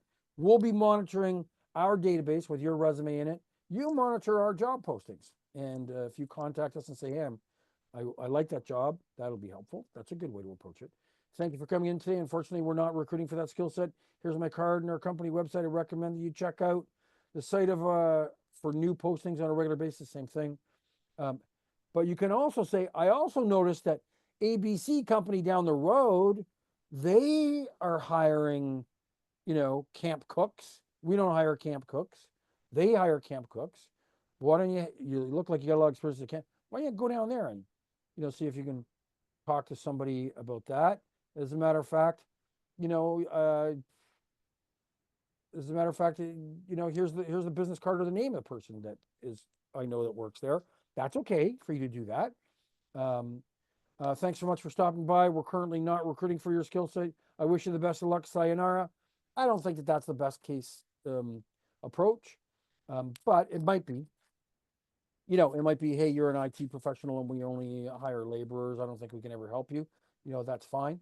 But I think being open and transparent to people is the best approach for all of them. Last principle, we will ensure that all of our clients, candidates, and employees are aware of our code of ethics and standards, and that such policies and guidelines from time to time may be adopted by the association. So this is really that we're going to know the code of ethics and standards, and we're going to post it on our website as we promised to do when we made application to become a member of the association. So again, we like to throw in these little scenarios. Case study number 3, a hiring manager of Fish Inc. is looking for 4 people to work at the welcome table at an upcoming conference. The conference is expecting about 1,000 attendees, and they will need 4 people to work at the welcome desk to check them in and to give out swag bags and all the things that people do as hosts and hostesses at the reception desk. The conference outline is about companies promoting ocean fishing, everything from themes from geography and ocean currents to equipment for safety and environmental impact. The welcome table greeters will need a uniform of a white blouse and a black skirt, sorry. Wow. I mean, this is implying by the use of the terms blouse and skirt that we're only looking for females. And, and we were in a group, we'd probably have a conversation about how do we address this with our client? And, the answer will be, yeah. And if we get some men, we'll make sure that they also have white shirts and black pants, and just kind of leave it at that. We've got, and just, you basically don't want to leave it with your client that you will conform with their implied violation of human rights by only hiring from a particular gender. I think it was what we want to make sure is that the uniform is the issue, not the gender. That was the issue in this particular case. Okay, so wrapping up part one, specifically, there are things that we can do. We can audit our internal documents and practices. So we just had that conversation. Do we create these policies and practices, and do we never review them, or do we never talk about them? We can review our service agreements and documents and employment agreements and procedures and practices with our employees and with our customers on a more regular basis to reinforce that they exist and what they mean. On that example I gave you, the job postings, we can create templates for our job postings so they all follow the same format and they use very similar language so that we're not unintentionally putting things in there that shouldn't be in there, or making spelling mistakes or grammatical errors and presenting ourselves unprofessionally. We want to provide thorough training to our employees to ensure that they're aware of all of our policies, practices, and our legal obligations and expectations around that. We want to promote a culture that influences the treatment of all of our candidates and employees without prejudice, and create a code of ethics and operating guidelines to ensure that our awareness and adherence to them. So it's okay too to have the code of ethics and standards for ACSESS to be here, and to have your companies to be here right beside it, to have a huge poster that talks about what your company values are.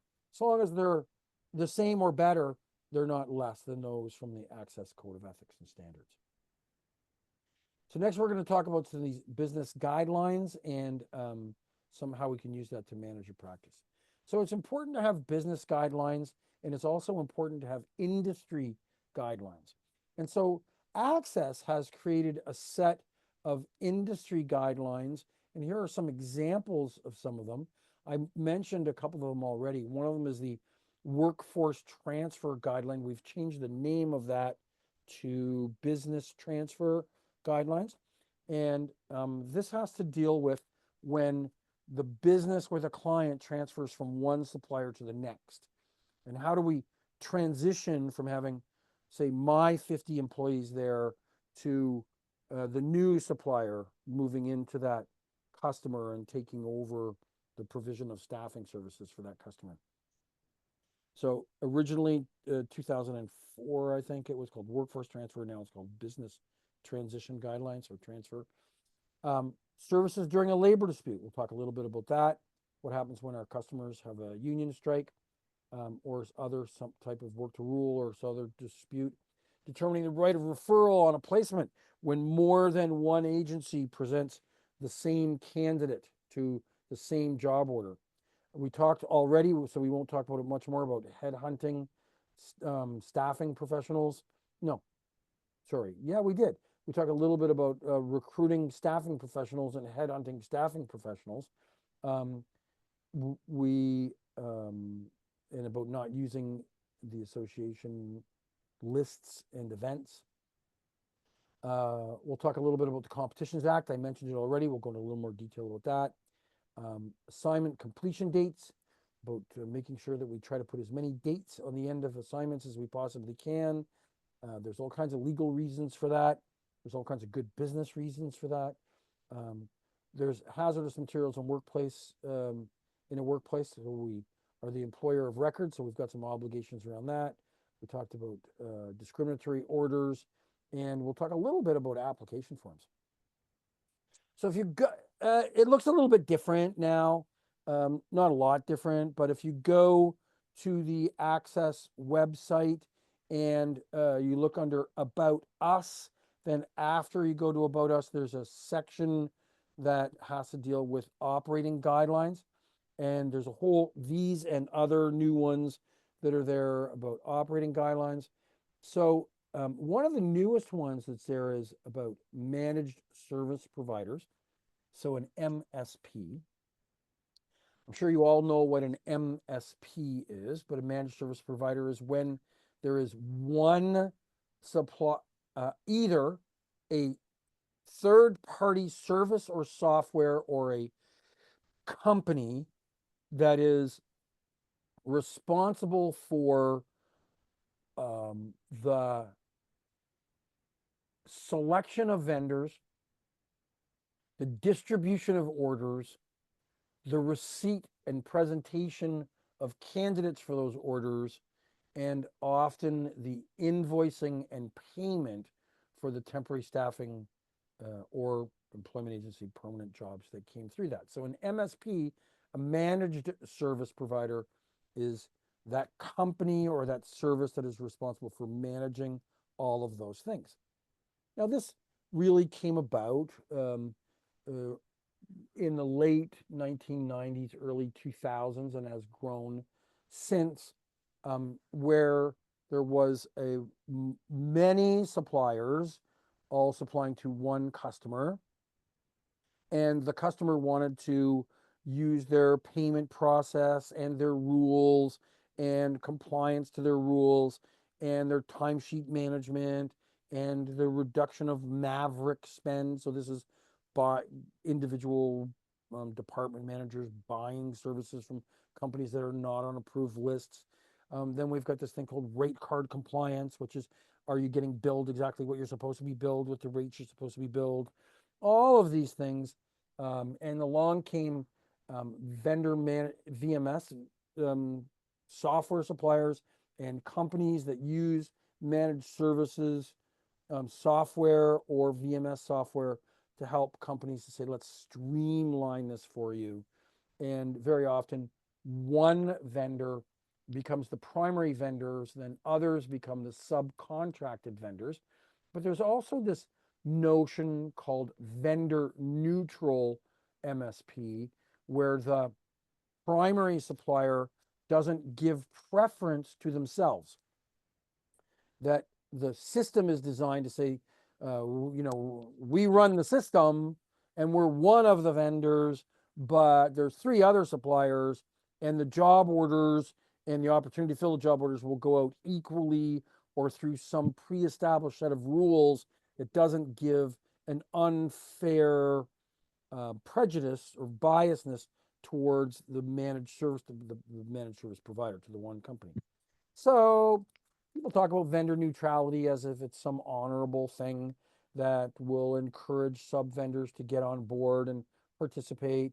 And some of the primary vendors want to say, oh, we're vendor neutral, so that they can make their customers feel comfortable and confident that their orders are going to get filled, that they're not going to keep all the orders for themselves. There's lots of reasons for vendor neutrality that exists out there. Not all MSPs are vendor neutral. Some of them are, some of them say they are, and they're not as neutral as they say they are. So ACSESS members are expected to present the highest standards of professionalism in the staffing service industry, adherence to fairness, integrity, common sense, and respect with sound business practices will provide a value to the employer, to the customer, to the candidate, to the staffing service in their relationship. To ensure this professionalism with a managed service provider partnership, the following procedures are recommended. 1, this has all got to do with I think everything on here has to do with transparency of agreements and terms and collaboration and in terms of all the information in the agreement, so that things happen the way that you expect them to happen. So first off, fee terms and payment terms should be discussed between the primary vendor and the sub vendors.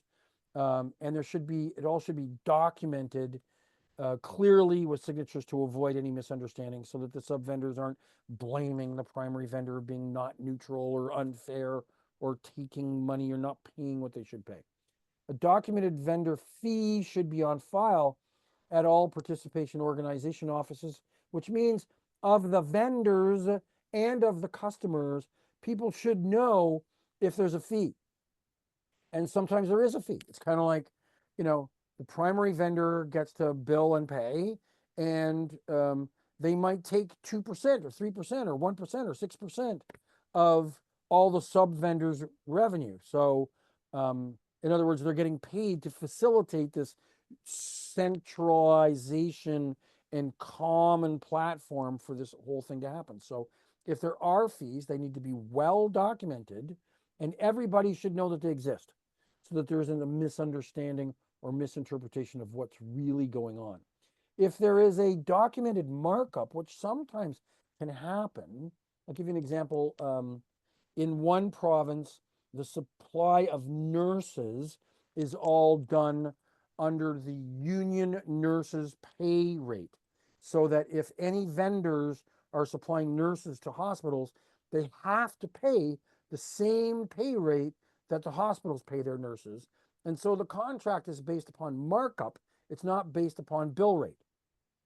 Because if the unions negotiate new pay rates for nurses, then everything switches. It stays the same 40%, 50%, 60%, whatever markup that has been agreed upon in the service agreement, but the pay rates will fluctuate based upon the unions and the hospitals and the government all negotiating those things. So if there's a documented markup on file, it needs to be transparent. Pay rates will be discussed and not deemed to be collusion. So in the real world, when if companies all get together and say, okay, we're all going to agree to pay all of our employees this amount of money, that would normally be prohibited in the Competition Act, and it would be frowned upon that the industry is price fixing, wage fixing. But in some environments where there's an MSP, they go into it saying, no, this is all transparent. Everybody comes on here, knows exactly what the pay rates are. And when we bid the pay rates, we all were told what the pay rates are going to be, or we bid our pay rates.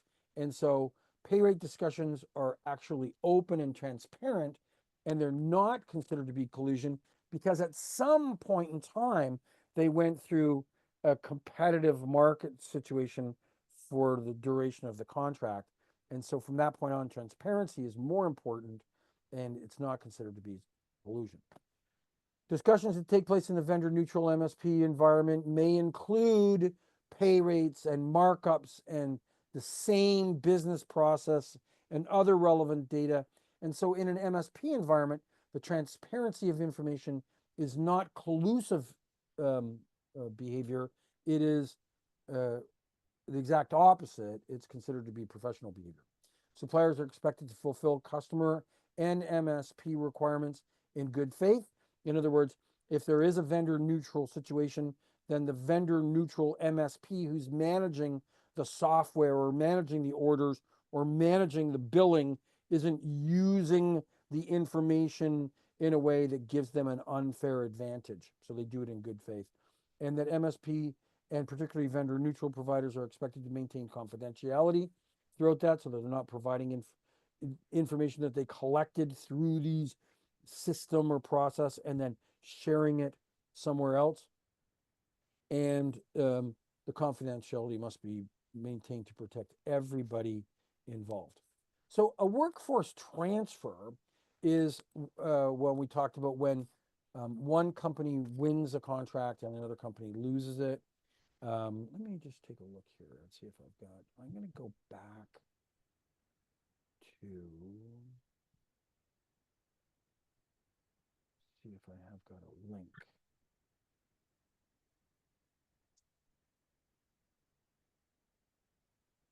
Yeah, so I'm going to just click on this and see if it shares with you guys. Do you guys see the ACSESS website, or do I have to? Are you seeing a white background screen? No, okay.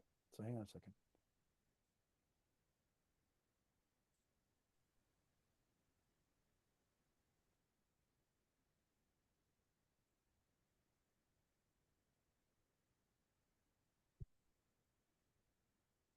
Now do you see an access screen? Yes, okay. Thanks for nodding. So if you go to the ACSESS website, you will find under the About Us, About Us, under the Access Guidelines section, you'll find a page that looks like this. And so it provides a whole bunch of access guidelines about the Competition Act, about price adjustments, about the employer of record. This one, determining right of referral, we're going to come over to that one in a few minutes. And right now we are on labor disputes. We'll come back to that one. Business transfer guidelines. So the reason I pulled up the website on this one is because things changed a little bit. It was originally written in 2024.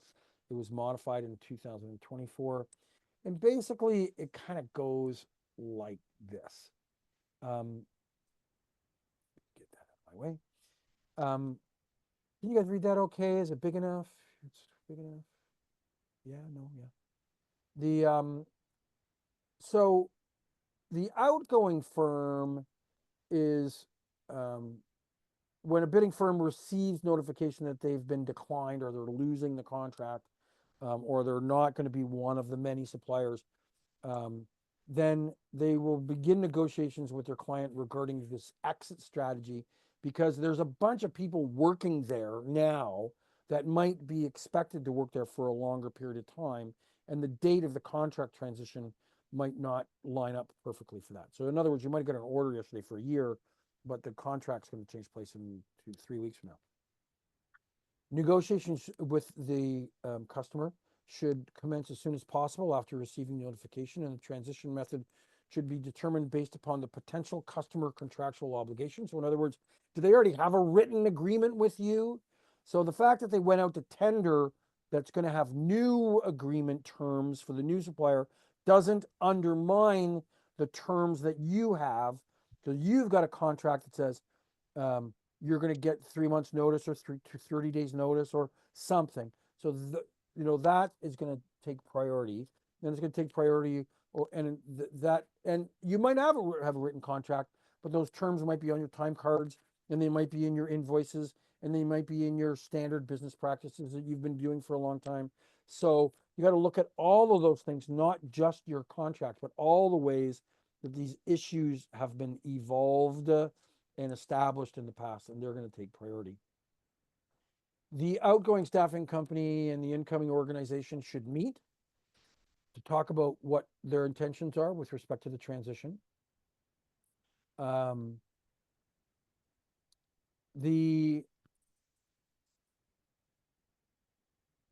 Have got an obligation, the outgoing company's got an obligation to notify all of your, we're using the word associates. So the associates is a generic term to refer to temporary employees and independent contractors, to let them know that the contract has gone out to bid, that it's been awarded to somebody else, and when that award is going to take place, and to keep them informed on how it's going to affect them. Associates will provide with all relevant information in order to make an informed decision. So we're going to give them all the information so they can decide, am I going to stay with my company and stay on this contract? Am I allowed to do that? Am I going to stay with my company and go to a new assignment? Am I allowed to do that? I'm going to not stay with my company and go to the new company. Am I allowed to do that? I'm not going to stay with my company, go work for the client directly. Am I allowed to do that? Am I going to quit entirely because I don't want to do any of those things and take the end of my contract or the end transition date and move on and go somewhere else? So there's a lot of options that could exist, and having those open and transparent discussions with the associates on what their options are is important. Number F, I'm not in total agreement with this one. I think the wording is a little too loose here. I'm going to have some conversations with ACSESS about possibly rewording that. Let's just say that the outgoing firm, here it says that they're going to provide, if everybody who wants to stay and go with the new company, that the outgoing firm will provide that list to the new contract company. And I'm going to say, I don't know if that's really what we should be doing.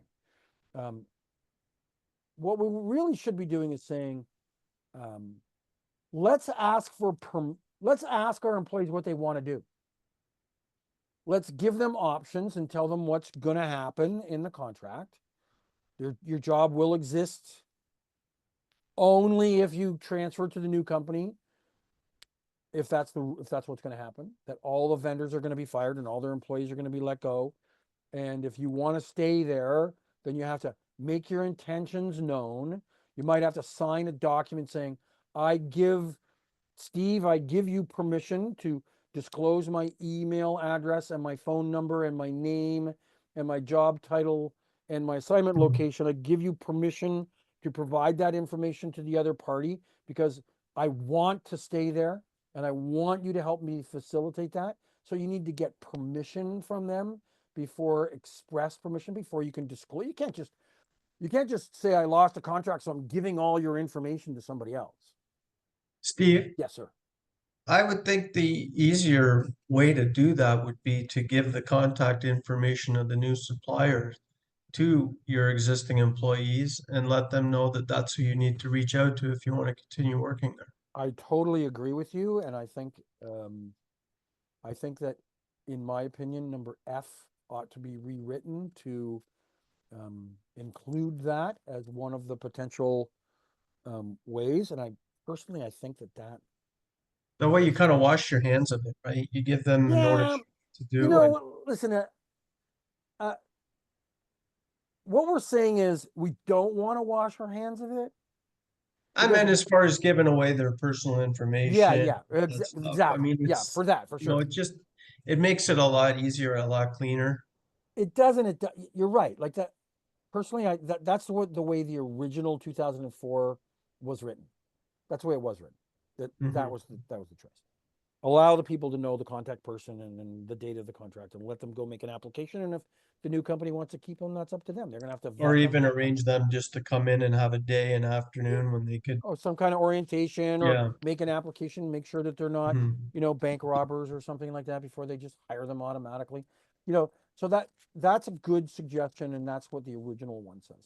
Yeah. There's also, I think that maybe we went a little bit too far on this one, in the sense that we're also trying to say, but we're going to try to make this easy, because if we don't help or participate, if we just made money for the last 10 years from this customer, and then we act in bad faith on the way out, in other words, say, well, we lost, we're out of here, goodbye, and just that some things might fall between the cracks, and it will bode poorly upon our industry. It might even look like we tried to create barriers to a smooth transition for people to keep their job. And so you're right. The simplest thing, and what I like, is get all the information, go meet with the new supplier, get all the information from the new supplier, how people can make an application, who they're supposed to apply to, and say, here, guys, if this is what we strongly encourage you to do. If you want to stay in the same place, here's the process, and share it with them. But wouldn't you put that in section E, Steve, or more to say, here's the information, or if you wanted to go, to the new form, a new vendor, here's the information we need. You okay with it? And then, because like I said, well, logistically, if you say that we've got 30 people, you don't want to jeopardize the production of the client. If someone says, well, I'll do it tomorrow, they don't overdo it, and let's put an E and say, listen, here's what we're going to share, your title, whatever, you're okay with it, send us an email. So I mean, we're all saying the same thing. I think that the easiest way to do is say, here's how you go about doing it. But we know that some people won't do it. They won't do it on time. They won't do it in a timely manner. We don't want to be perceived as being intentionally trying to make the new arrangement fail, causing harm to our client and causing harm to the employees.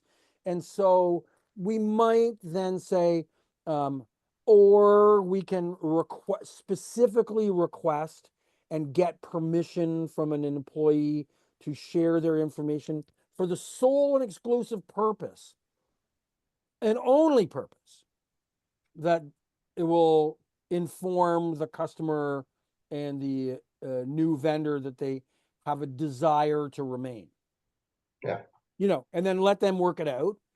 But the wording that it is now, it's that they went to says, we'll provide a list of all the full contact information. Well, you know, and we'll do it within 7 days. I think let's understand what the spirit and intent is, and I'm going to go back and talk to them about this one a little bit, because the spirit and intent is to facilitate a smooth and professional transfer.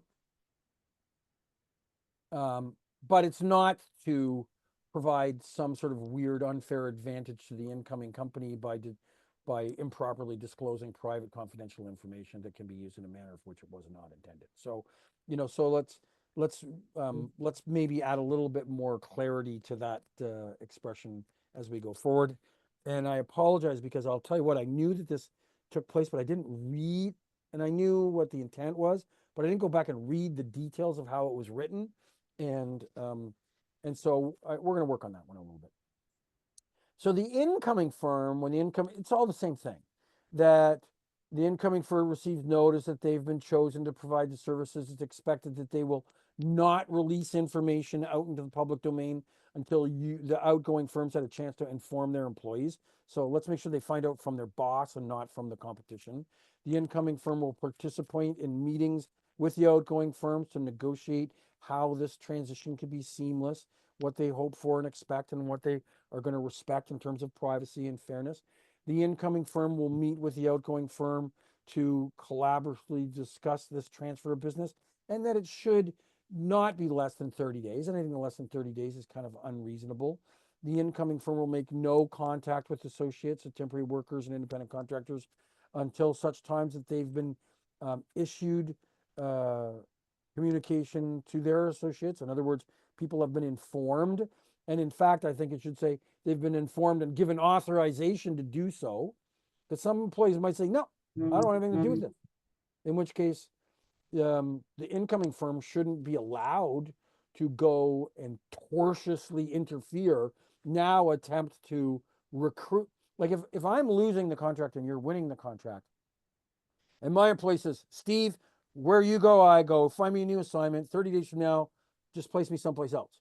And then for the next 30 days, the incoming company just keeps going to their desk saying, I know who you are. I know what you do. I got all this information provided to me that otherwise would have never been authorized to be provided to me. And I'll give you a raise. I'll give you 50 cents more. I'll treat you real well. I mean, that's not appropriate. That's called tortious interference. It is when a party gets third-party information and interferes into the relationship or contract between two parties.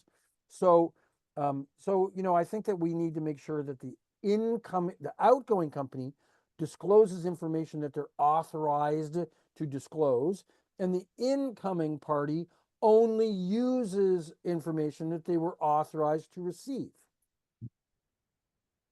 Which at the end of the day might mean 100% or 99% of the employees transfer anyways, but you know, let's not assume that that's necessarily the case. The incoming firm may start to work on site and recruit for new positions.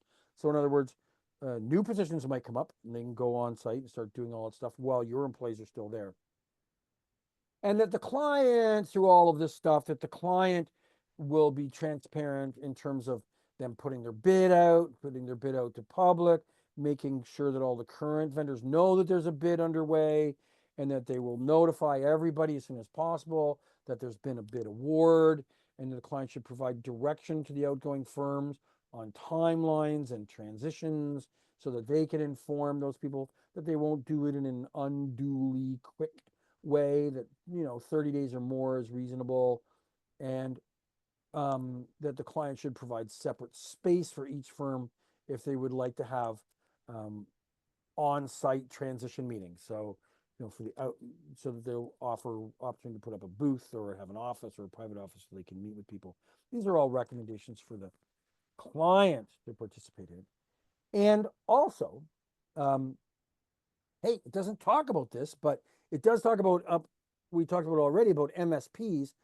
Very often, when there's a workforce transition or a business transfer, this is the opportunity also for there to be a master services provider, allowing for the existing or outgoing companies to keep their employees there until the end or the natural end of their assignment under an MSP arrangement. In other words, this workforce transfer guideline doesn't say, and there's also an opportunity possibly for everybody to negotiate in the contract that the 5 outgoing companies who all have 5 employees there each, that those 25 employees can stay for a year or 2 years or 3 years or whatever. You might have to bill the new MSP. You might have to bill the new master service provider.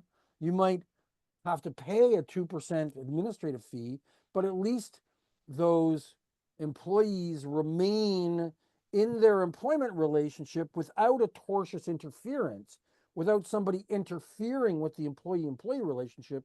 In other words, the new party didn't say, hey, I'll give you a big discount if I get to take all of my competitors' employees for free. That all the employees' competitors, the competitors' employees remain with the employee, the competitors, until the natural end of their assignment. They're not going to get new assignments. Their assignment's not going to be extended. Their assignment's not going to whatever, but they can go through a process. So the new guidelines don't talk much. They do talk about master vendor, MSPs. So, you know, if we combine the two together, then they make for a good policy, a good practice.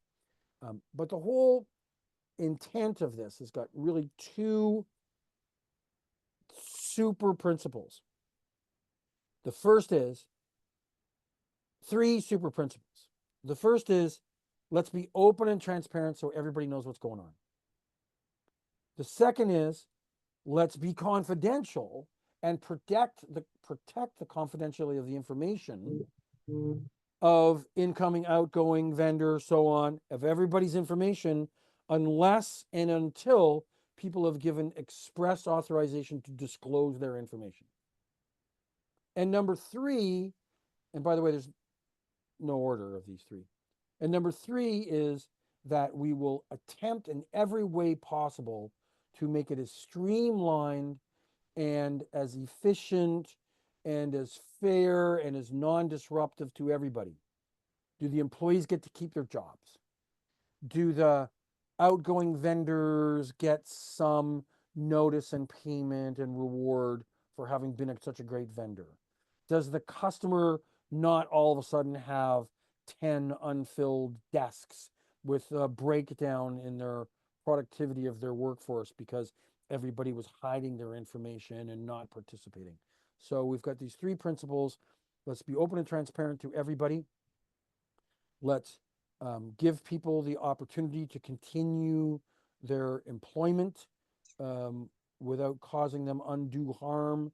And let's allow the customer to move forward in a streamlined, barrier-free, efficient process without causing harm to the company's reputation for being destructive in their burnt, what do they call it, burnt earth philosophy of I lost, so therefore everybody loses. Let's try to make sure that the client and the employees and everyone goes forward with a streamlined process. Okay, so now how do I go back to my presentation?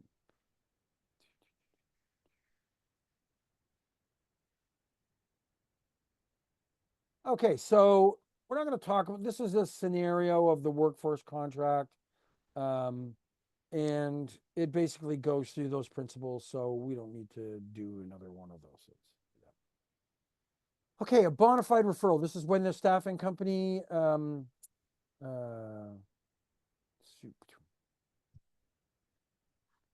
so if the same candidate is referred by 2 employment agencies for the same job order, we call this the remember we talked about the bona fide? That's the real, this is the Latin word that means the real provable, justified, honest thing. So that's when we talked about the bona fide occupational requirements. So that was a job description that was real. Therefore, we might be able to include an area of prohibited grounds if it was really mandatory for this job. And so this is a bona fide referral. Who's the real referral of this candidate for the same job order with the same client? So when a staffing company confirms via email or telephone that they're going to be sending a candidate over to them within the next 48 hours. Well, that's not a bona fide referral. A bona fide referral is not when you say, I'm going to send you a candidate, here's his or her name. The customer agrees to accept the introduction of the candidate and their resume with the staffing firm. So if the customers agreed to accept the introduction, that's important. Part of it being bona fide. If the customer said, I can't accept this, it's already come from somebody else, that's making it not bona fide. If the customer says, I can't accept this because it appears to be bona fide, that's good. The staffing service informs the candidate of the name and location of the employer, including the name of the individual who the candidate will be reporting to for an interview. So this is where we say, hey, can we send you over to ABC company to meet with a person? They go, yeah. Say, okay, let me see if I can schedule it. You're good for tomorrow? Yes. 2 o'clock, fine. Yes. Call the customer, 2 o'clock, yes. Then you call the candidate and you say you're going to meet ABC. So that's part of the bona fide process, that you've got a confirmation and authorization from the candidate now saying, because the candidate might say, no, don't go send me to see Steve Jones. I already sent my resume to Steve Jones. I'm already talking to Steve Jones. Don't interfere with me and my relationship with Steve Jones. So getting authorization from the candidate would be important. When the customer is informed of the candidate's name and qualifications of a resume has been sent to the employer as evidence of time. So in other words, you submit a candidate to the customer, say, here's the candidate that we are officially submitting for this job order. That's important, and that it's documented of the date of receipt and sent and so on and so forth. So number F says B, C, and D. That is true. A, we said was not true because they said they're going to do something. That kind of fits into that category of we're trying to beat everybody to the punch, but we haven't done all the steps yet. So let's tell them we're going to do it, and maybe that'll count. Who is entitled to a fee when 2 separate staffing service firms submit a candidate for the same employer for the same job in the same day within the same hour?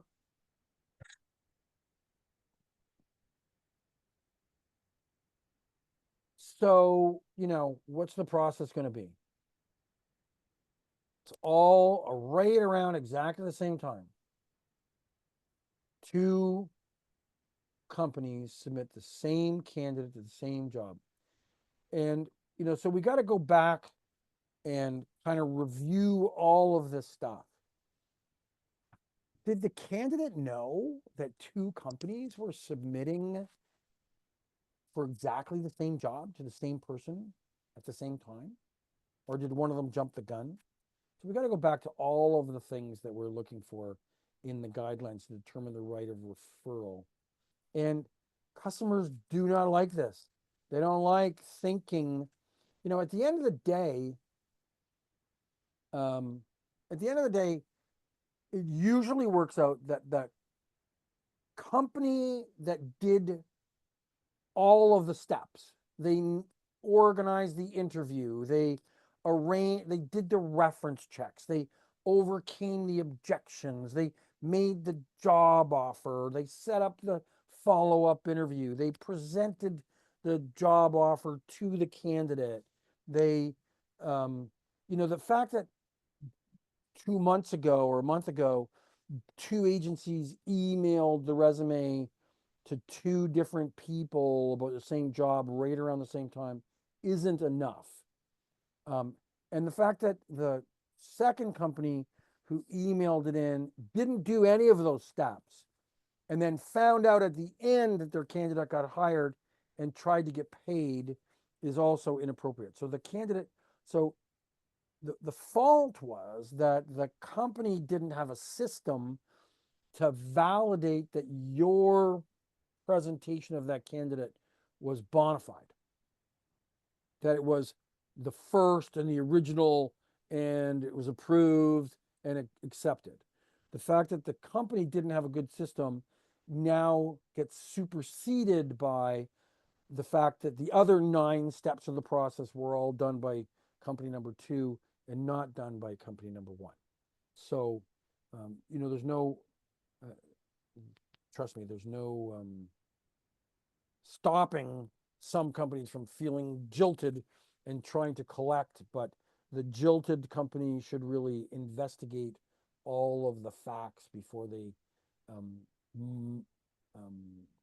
mar the reputation of the industry by attempting to unfairly accept a fee for which they did not earn as the bona fide presenter. So in this situation, the customer call me contact center is a national call center and has 40 of your temporary employees working at their primary city location. You have received 3 calls this week from your temporary employees, very concerned and angry, asking why they did not get a gift card at the holiday party last week that the customer hosted. You also received a call from the hiring manager asking you to deal with your employees and ask them to stop bothering him about the perks that are provided to the regular full-time employees. So this now takes us to the issue of employer of record. So here we've got a bunch of temporary workers, assignment employees, who are all miffed about the fact that they weren't treated the same as employees. And so let's assume you didn't know anything about this holiday party. Well, seriously, how does that happen? How does you have 40 people working at a place and they're having a party that your 40 people were invited to, but you didn't know? Breakdown on your part, and your communication with your customers part, and the communication with your employees part. You have not spoken with his hiring manager for 8 weeks. Shame on you. Breakdown in your relationship with the customer because you've got 40 people working there and you haven't checked in with them and had a meaningful conversation for 8 weeks. You assume that all is going well because you haven't heard otherwise. No news is good news is the wrong philosophy in this industry. Always be informed. Always be in communication. Always drive the agenda. What you control is what you control. Be in control of everything when you can. Call Me Contact Center has been your customer for 18 months. So you've been there for a year and a half. You got 40 people there, but you go for 2 months without speaking to them. There needs to be a better relationship that exists with the customer to understand who is the employer of record and what is expected of them and what is expected of you. In this particular case, I can tell you that in my experience, the best thing to do is to have everybody knows that this is the kind of information that needs to be shared well in advance. Everybody knows that since you have got 40 employees there and you represent 10 or 20% or 5% of the workforce at that site, that you're going to participate in the party, that you're going to provide some of the gifts for the draw, that if everybody's getting a gift card for $25, that you're going to supply the gift cards to your employees for the $25. All of these things are important. So other things that happen when we've got situations like this, we have to decide who's going to provide workplace safety and training, safety training. We have to decide who's going to determine what the pay rates are and that they're communicated to the employees. We have to decide who's responsible for coaching and counseling employees about things like performance and technology and behavior and punctuality and all of those things. We have to decide who's going to be responsible for managing workers' compensation and for administering general safety training and for providing these employee perks like safety glasses and work boots and safety offsite safety training and gift cards We have to decide who's going to supervise the employees at the work site and where that begins and where it ends. What are the limits of that or the expectations of each party?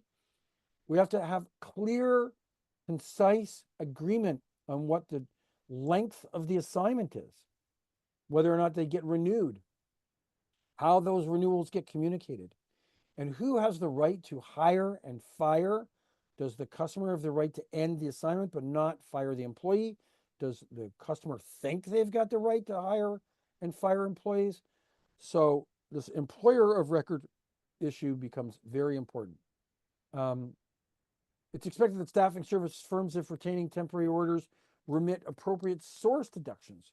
If you're supplying independent contractors in temporary employees' roles, have cost savings when they're independent contractors.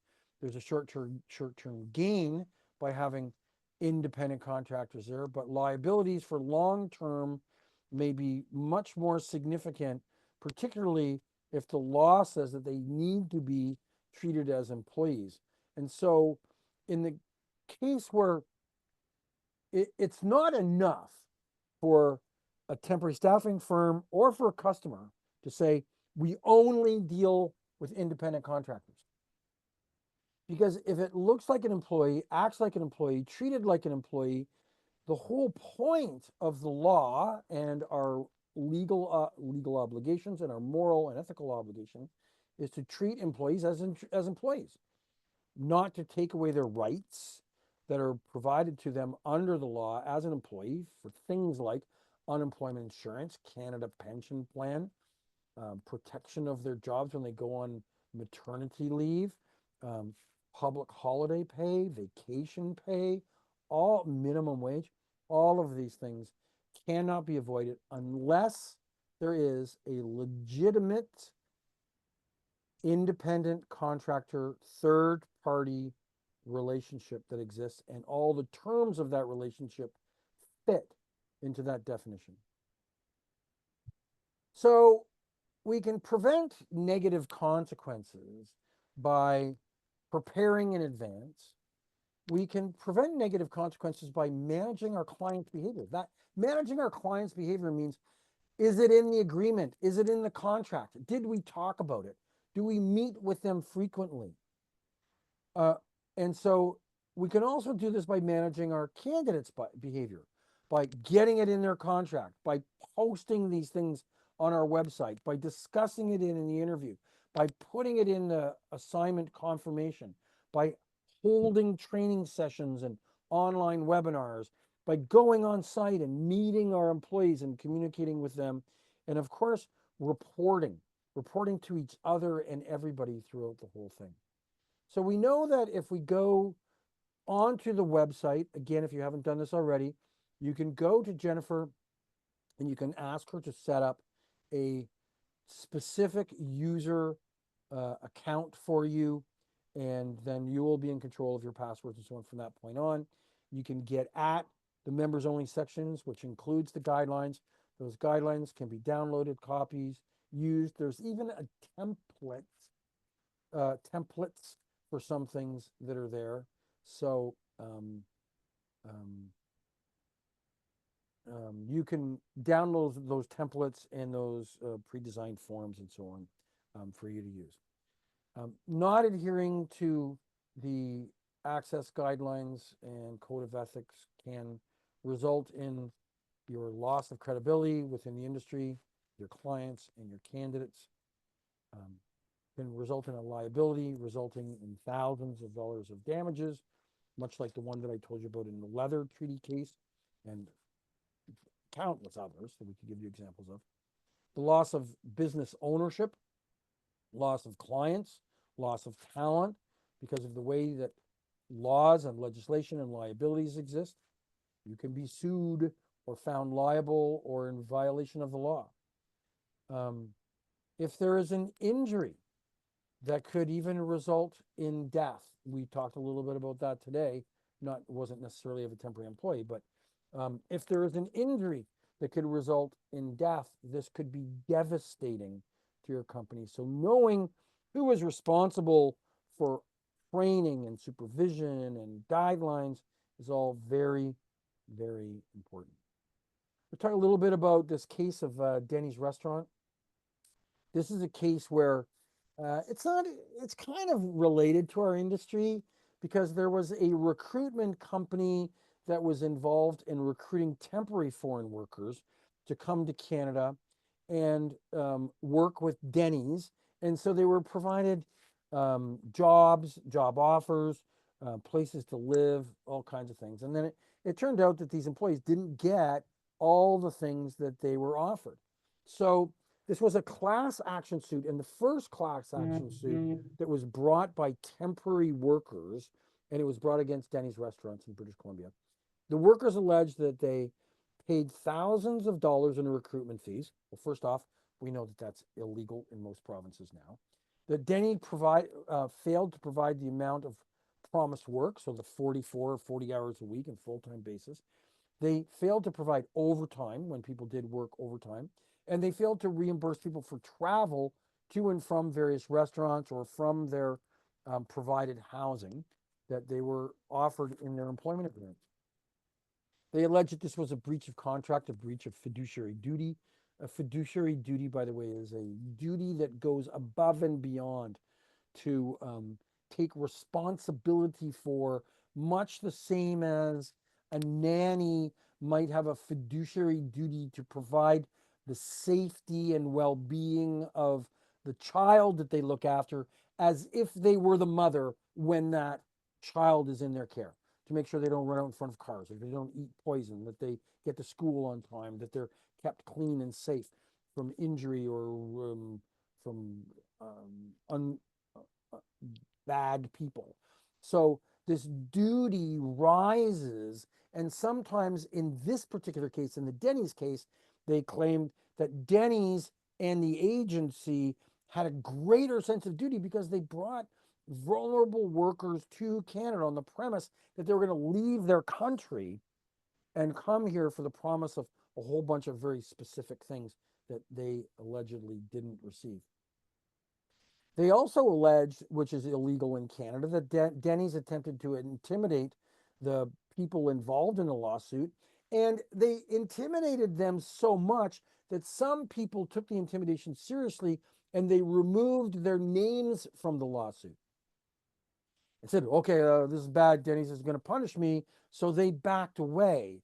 And then the courts came in and said, nah, this court case is going to cover all the people who names are on this case and all the people who fit into the same category whose names are not on this case or who removed their names from this case because Denny's has behaved badly. And we don't know if those people removed their names because they were intimidated or never joined because they're intimidated. But these 70 workers are pretty much all the same. So now it's a class action suit that includes them all. The court noted that the temporary foreign workers were particularly vulnerable, and this opt-out was not to be included. And the settlement was for $1.4 million to be split amongst these 70 workers. And they were promised that the 37 to 40 hours per week were paid to the workers who were not given enough hours if they only worked part-time. So they had to bump them up. They had to reimburse them for their airfare to Canada, reimburse them for the fees that they illegally were forced to pay to the agency. And then Denny's also was forced to or required to donate more money into this migrant workers organization to protect the rights of foreign workers. So we know that participating in a process that doesn't meet the standards in this particular case can cost a lot.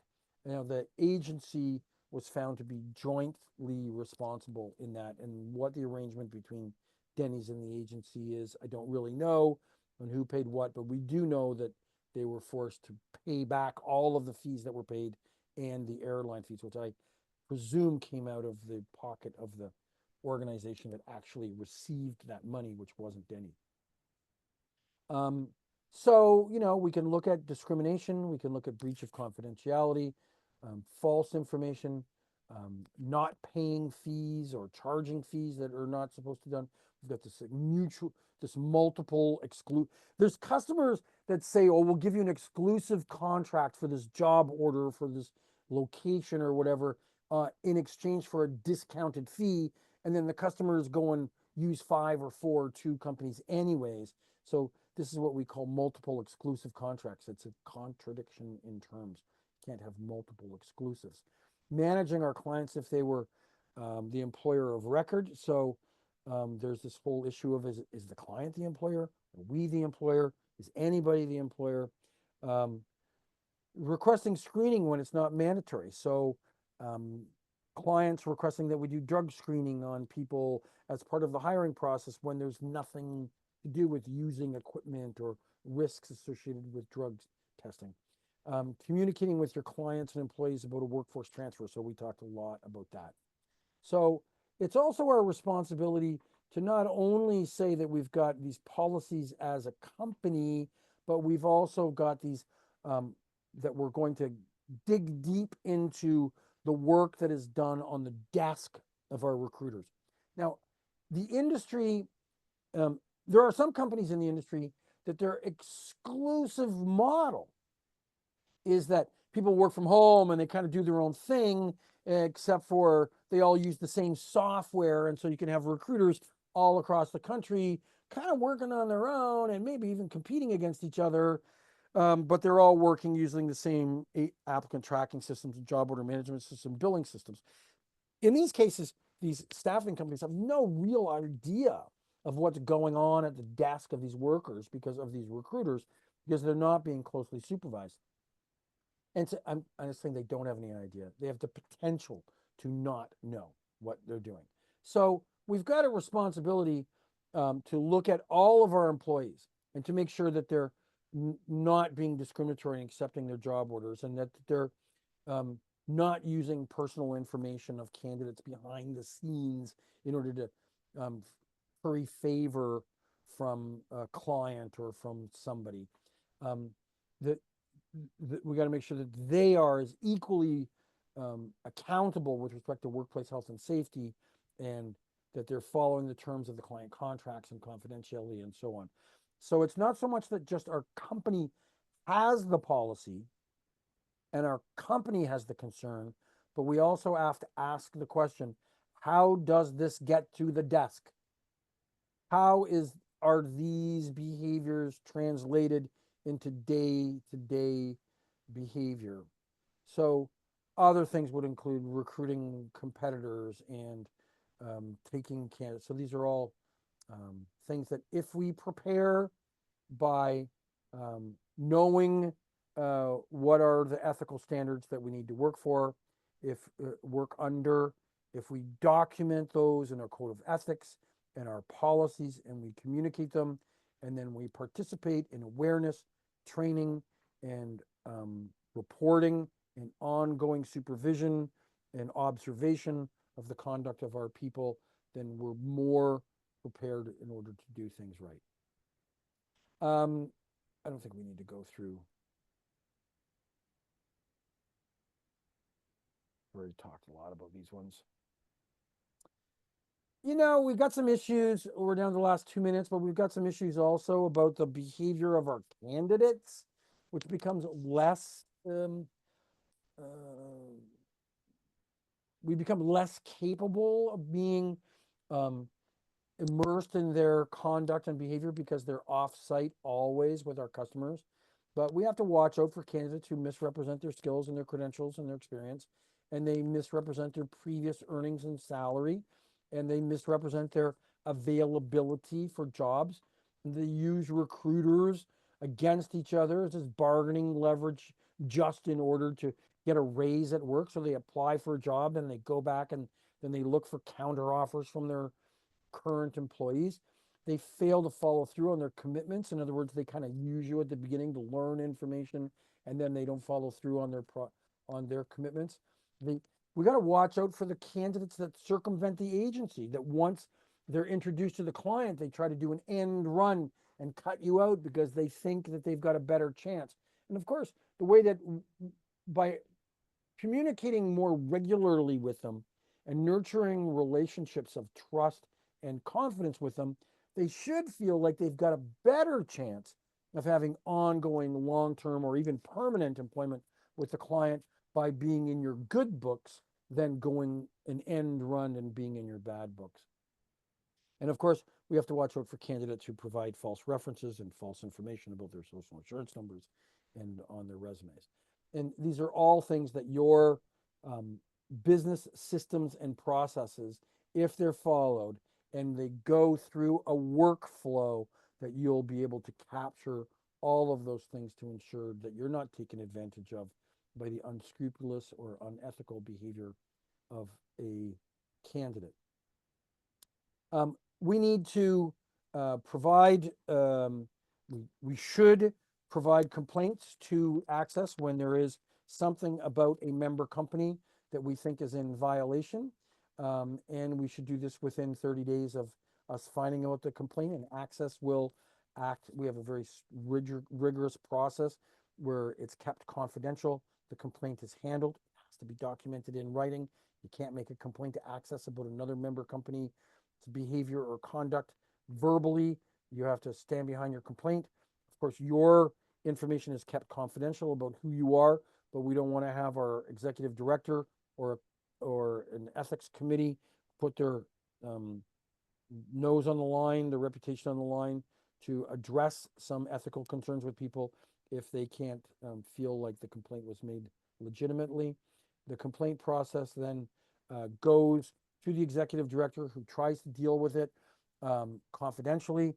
I'm going to tell you that 99.9, like I can possibly once or twice in the last 20 years, a complaint has escalated to the ACSESS Complaints Committee and dealt with at a committee level. Almost always, when the executive director contacts the company, says, hey, there's been a complaint, here's the allegation, it's usually almost always the company going, oh my goodness, I didn't know. Either I didn't know that was on our form, or I didn't know that was happening, or I didn't know that that happened to that person. Let me deal with it. And they intervene and they fix it. And they typically fix it in a professional and honorable way, not only in the circumstance of the one or few particular cases that were brought to their attention, but systemically in their process so that those things can't happen again. But if it can't be resolved within 7 days by the executive director, then it will go to the ACSESS committee, and a subset of the national board will deal with it in confidence, and they will be given the opportunity to make recommendations on how to handle it. In our last couple minutes, I know we're over. This is not on the test. I just wanted to deal with some things with you. Most people, if you're an owner and a manager, you know about. If you're working on the desk, you probably don't even think about these things. But real quickly, there are different kinds of insurance, and most agreements between the staffing company and customers make reference to indemnifications and insurance. So the indemnifications means we will not hold, if you indemnify a party, you do not hold the other party responsible. And usually people say you have insurance for this, and so therefore our insurance will matter, and the other party is indemnified and held harmless. In other words, it won't impede upon them. So the whole thing about severability, joint and several, we share this together. A lot of those things can be exempted to be indemnified and covered by insurance. So staffing companies are generally required to have commercial general liability insurance. This is the slip and fall insurance, and something happens, like, you know, there's fire on your property or somebody gets hurt on your premises, not a workers' compensation injury, like a customer or a visitor gets hurt on your premises because the wily coyote, you know, the road runner, the wily coyote accidentally dropped the anvil, missed the road runner and landed on another person, was not intended to cause harm. So generally, this commercial general liability insurance is sort of like the blanket insurance that covers companies for stuff that are not anticipated. But they're generally general and blanket-ish. And so therefore you then look at other forms of insurance that become more specific. So we have property insurance that is usually a part of the CGL insurance, and the property insurance covers things like fires, water damage, and sometimes theft on a property, break-ins. Then we have what we refer to as errors and omissions insurance. And there's two kinds of errors and omission insurance. I call them agency and contractors. So the agency errors and omissions insurance is when you make a mistake in error or omit to do something. We forgot to do a reference check, or we thought we made an error. We thought we were doing a reference check on Steve Jones, the engineer, but we did a reference check on Steve Jones, the doctor. And we got a great reference check on Steve Jones, the doctor, thinking it was about the engineer. Meanwhile, the engineer would have got a terrible reference, but it was a mistake. It was an honest mistake. We called 3 people, we called them all, said, hey, what do you think about Steve? And they all give you a great reference. So this is an error.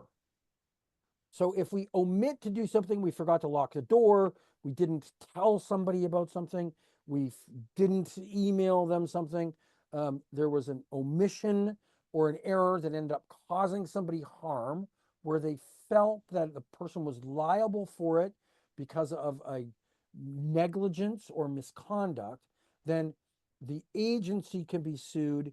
And so this errors and omissions insurance generally is pretty inexpensive, because it's hard to think of. I gave you some really weird examples. It's hard to think of examples that an agency would make in an error or omission that would cause harm to someone that they would be liable for. But there is other errors and omissions insurance that has to deal with contractors. And this is where you send a contractor, an engineer, to a company who designs bridges, and the engineer makes a mathematical error. They put it on the drawing, they build the bridge, and the bridge falls down. Or the IT professional forgets to put a semicolon in one of their lines of code, and all the money leaves the bank and goes someplace else, and they blame it on the contractor's error or omission. So this type of insurance is more expensive, and it typically covers a third-party damage. So your customer got hurt because your contractor made an error or an omission providing the services to the customer. So it's very important that when a contract with a customer says, thou shalt have errors and omissions insurance, and will indemnify and hold the customer harmless for any injury arising from the errors and omissions committed by the agency, that we've got clarity as to whether or not it's committed by the agency or committed by the contractors who are working on site and performing services at the customers. The agency errors and omissions insurance usually has to do with how big your company is, and the contractor's errors and omissions insurance usually is intended for engineers, designers, and IT professionals, and it's based upon the number of people that you've got working out on assignment.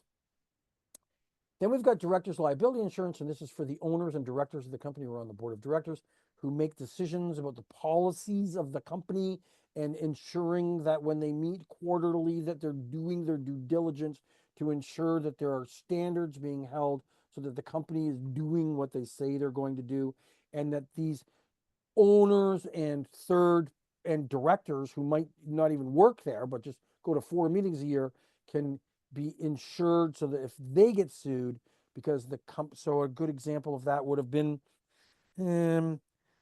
Club Link many years ago. Group of golf courses served alcohol to a bunch of people. Some of them were young. I don't know if they were underage, but they served drinks to people. They took the keys away from the drinker, saying, you guys drank too much. We're not going to let you leave this place and get into cars, and we're cutting you off. Except for some of the young people had a second set of keys, so they all piled into that car. Then they drove down the road, drove off the bridge, and some people died. The families of the poor young people sued the golf course and the staff, and they sued the board of directors. And they sued the board of directors on the premise that the board of directors didn't have policies or did not enforce their policies.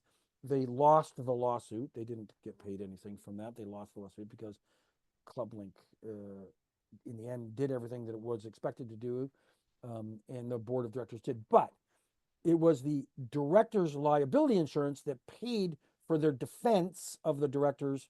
And so all the lawyers and everything were paid for. So the members of the board of directors didn't have to fork out their own money to protect themselves.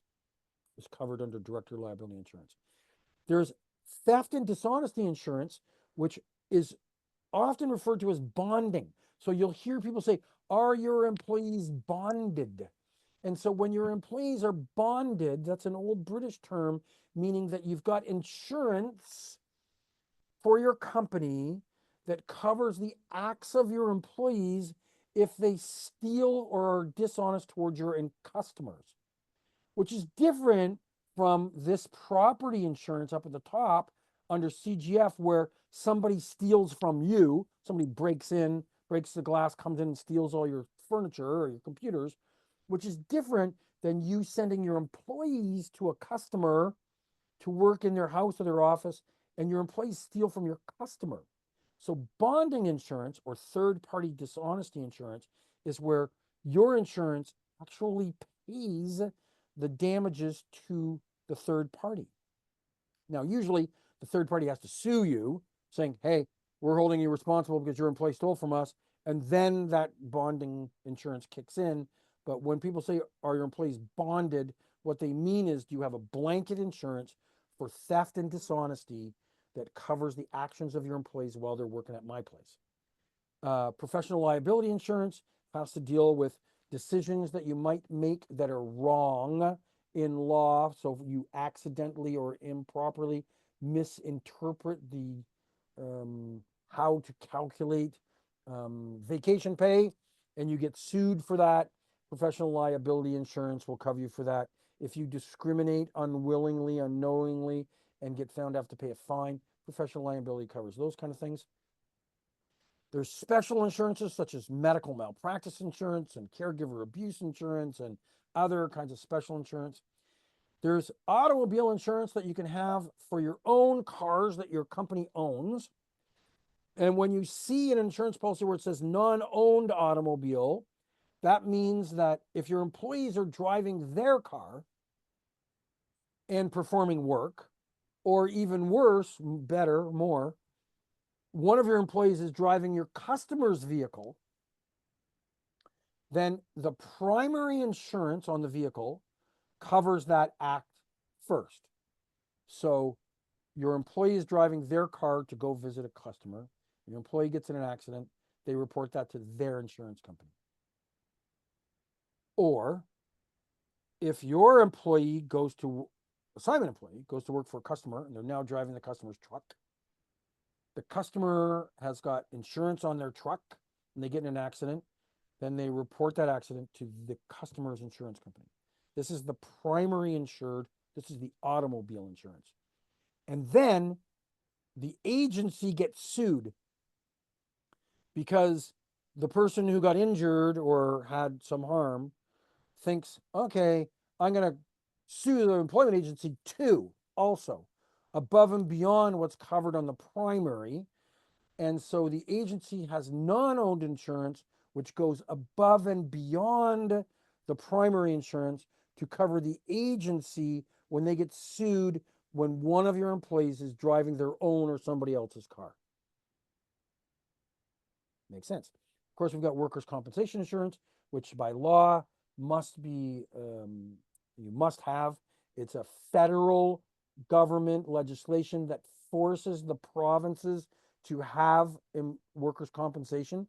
So it was created by the federal governments that forced the provincial governments to have it, legislated them to have it. So in each province has their own workers' compensation insurance. Workers' compensation insurance is paid for as a percentage of the payroll size, and it's designed to restrict or limit employees from suing their employer if they get hurt at work, because the workers' compensation insurance will pay them instead of suing your employer. Which doesn't mean you can't be sued. but most of the time you can't be sued.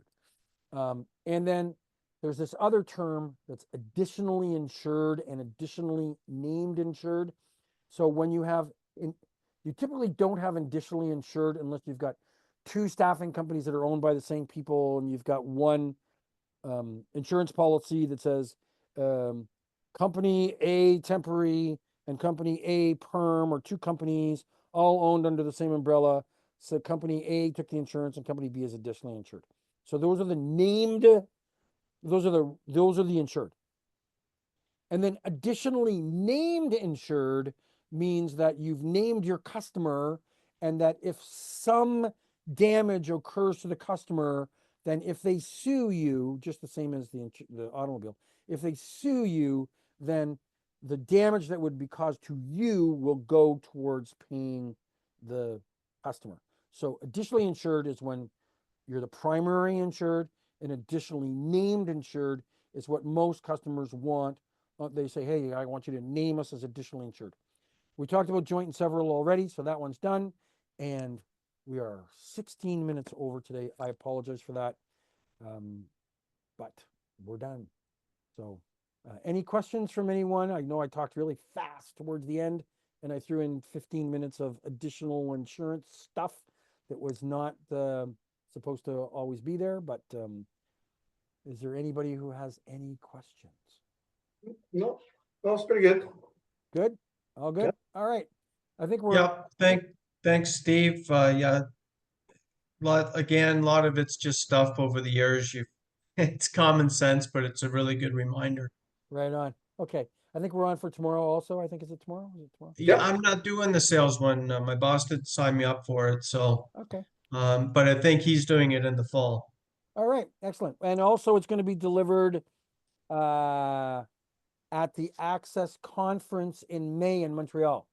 Okay, cool. And that can be used towards your CPC if you attend the conference and you go to that session too. So, All right, thank you. all right. Good luck, guys. Take care. Yeah, Thanks, bye-bye. Steve. Bye.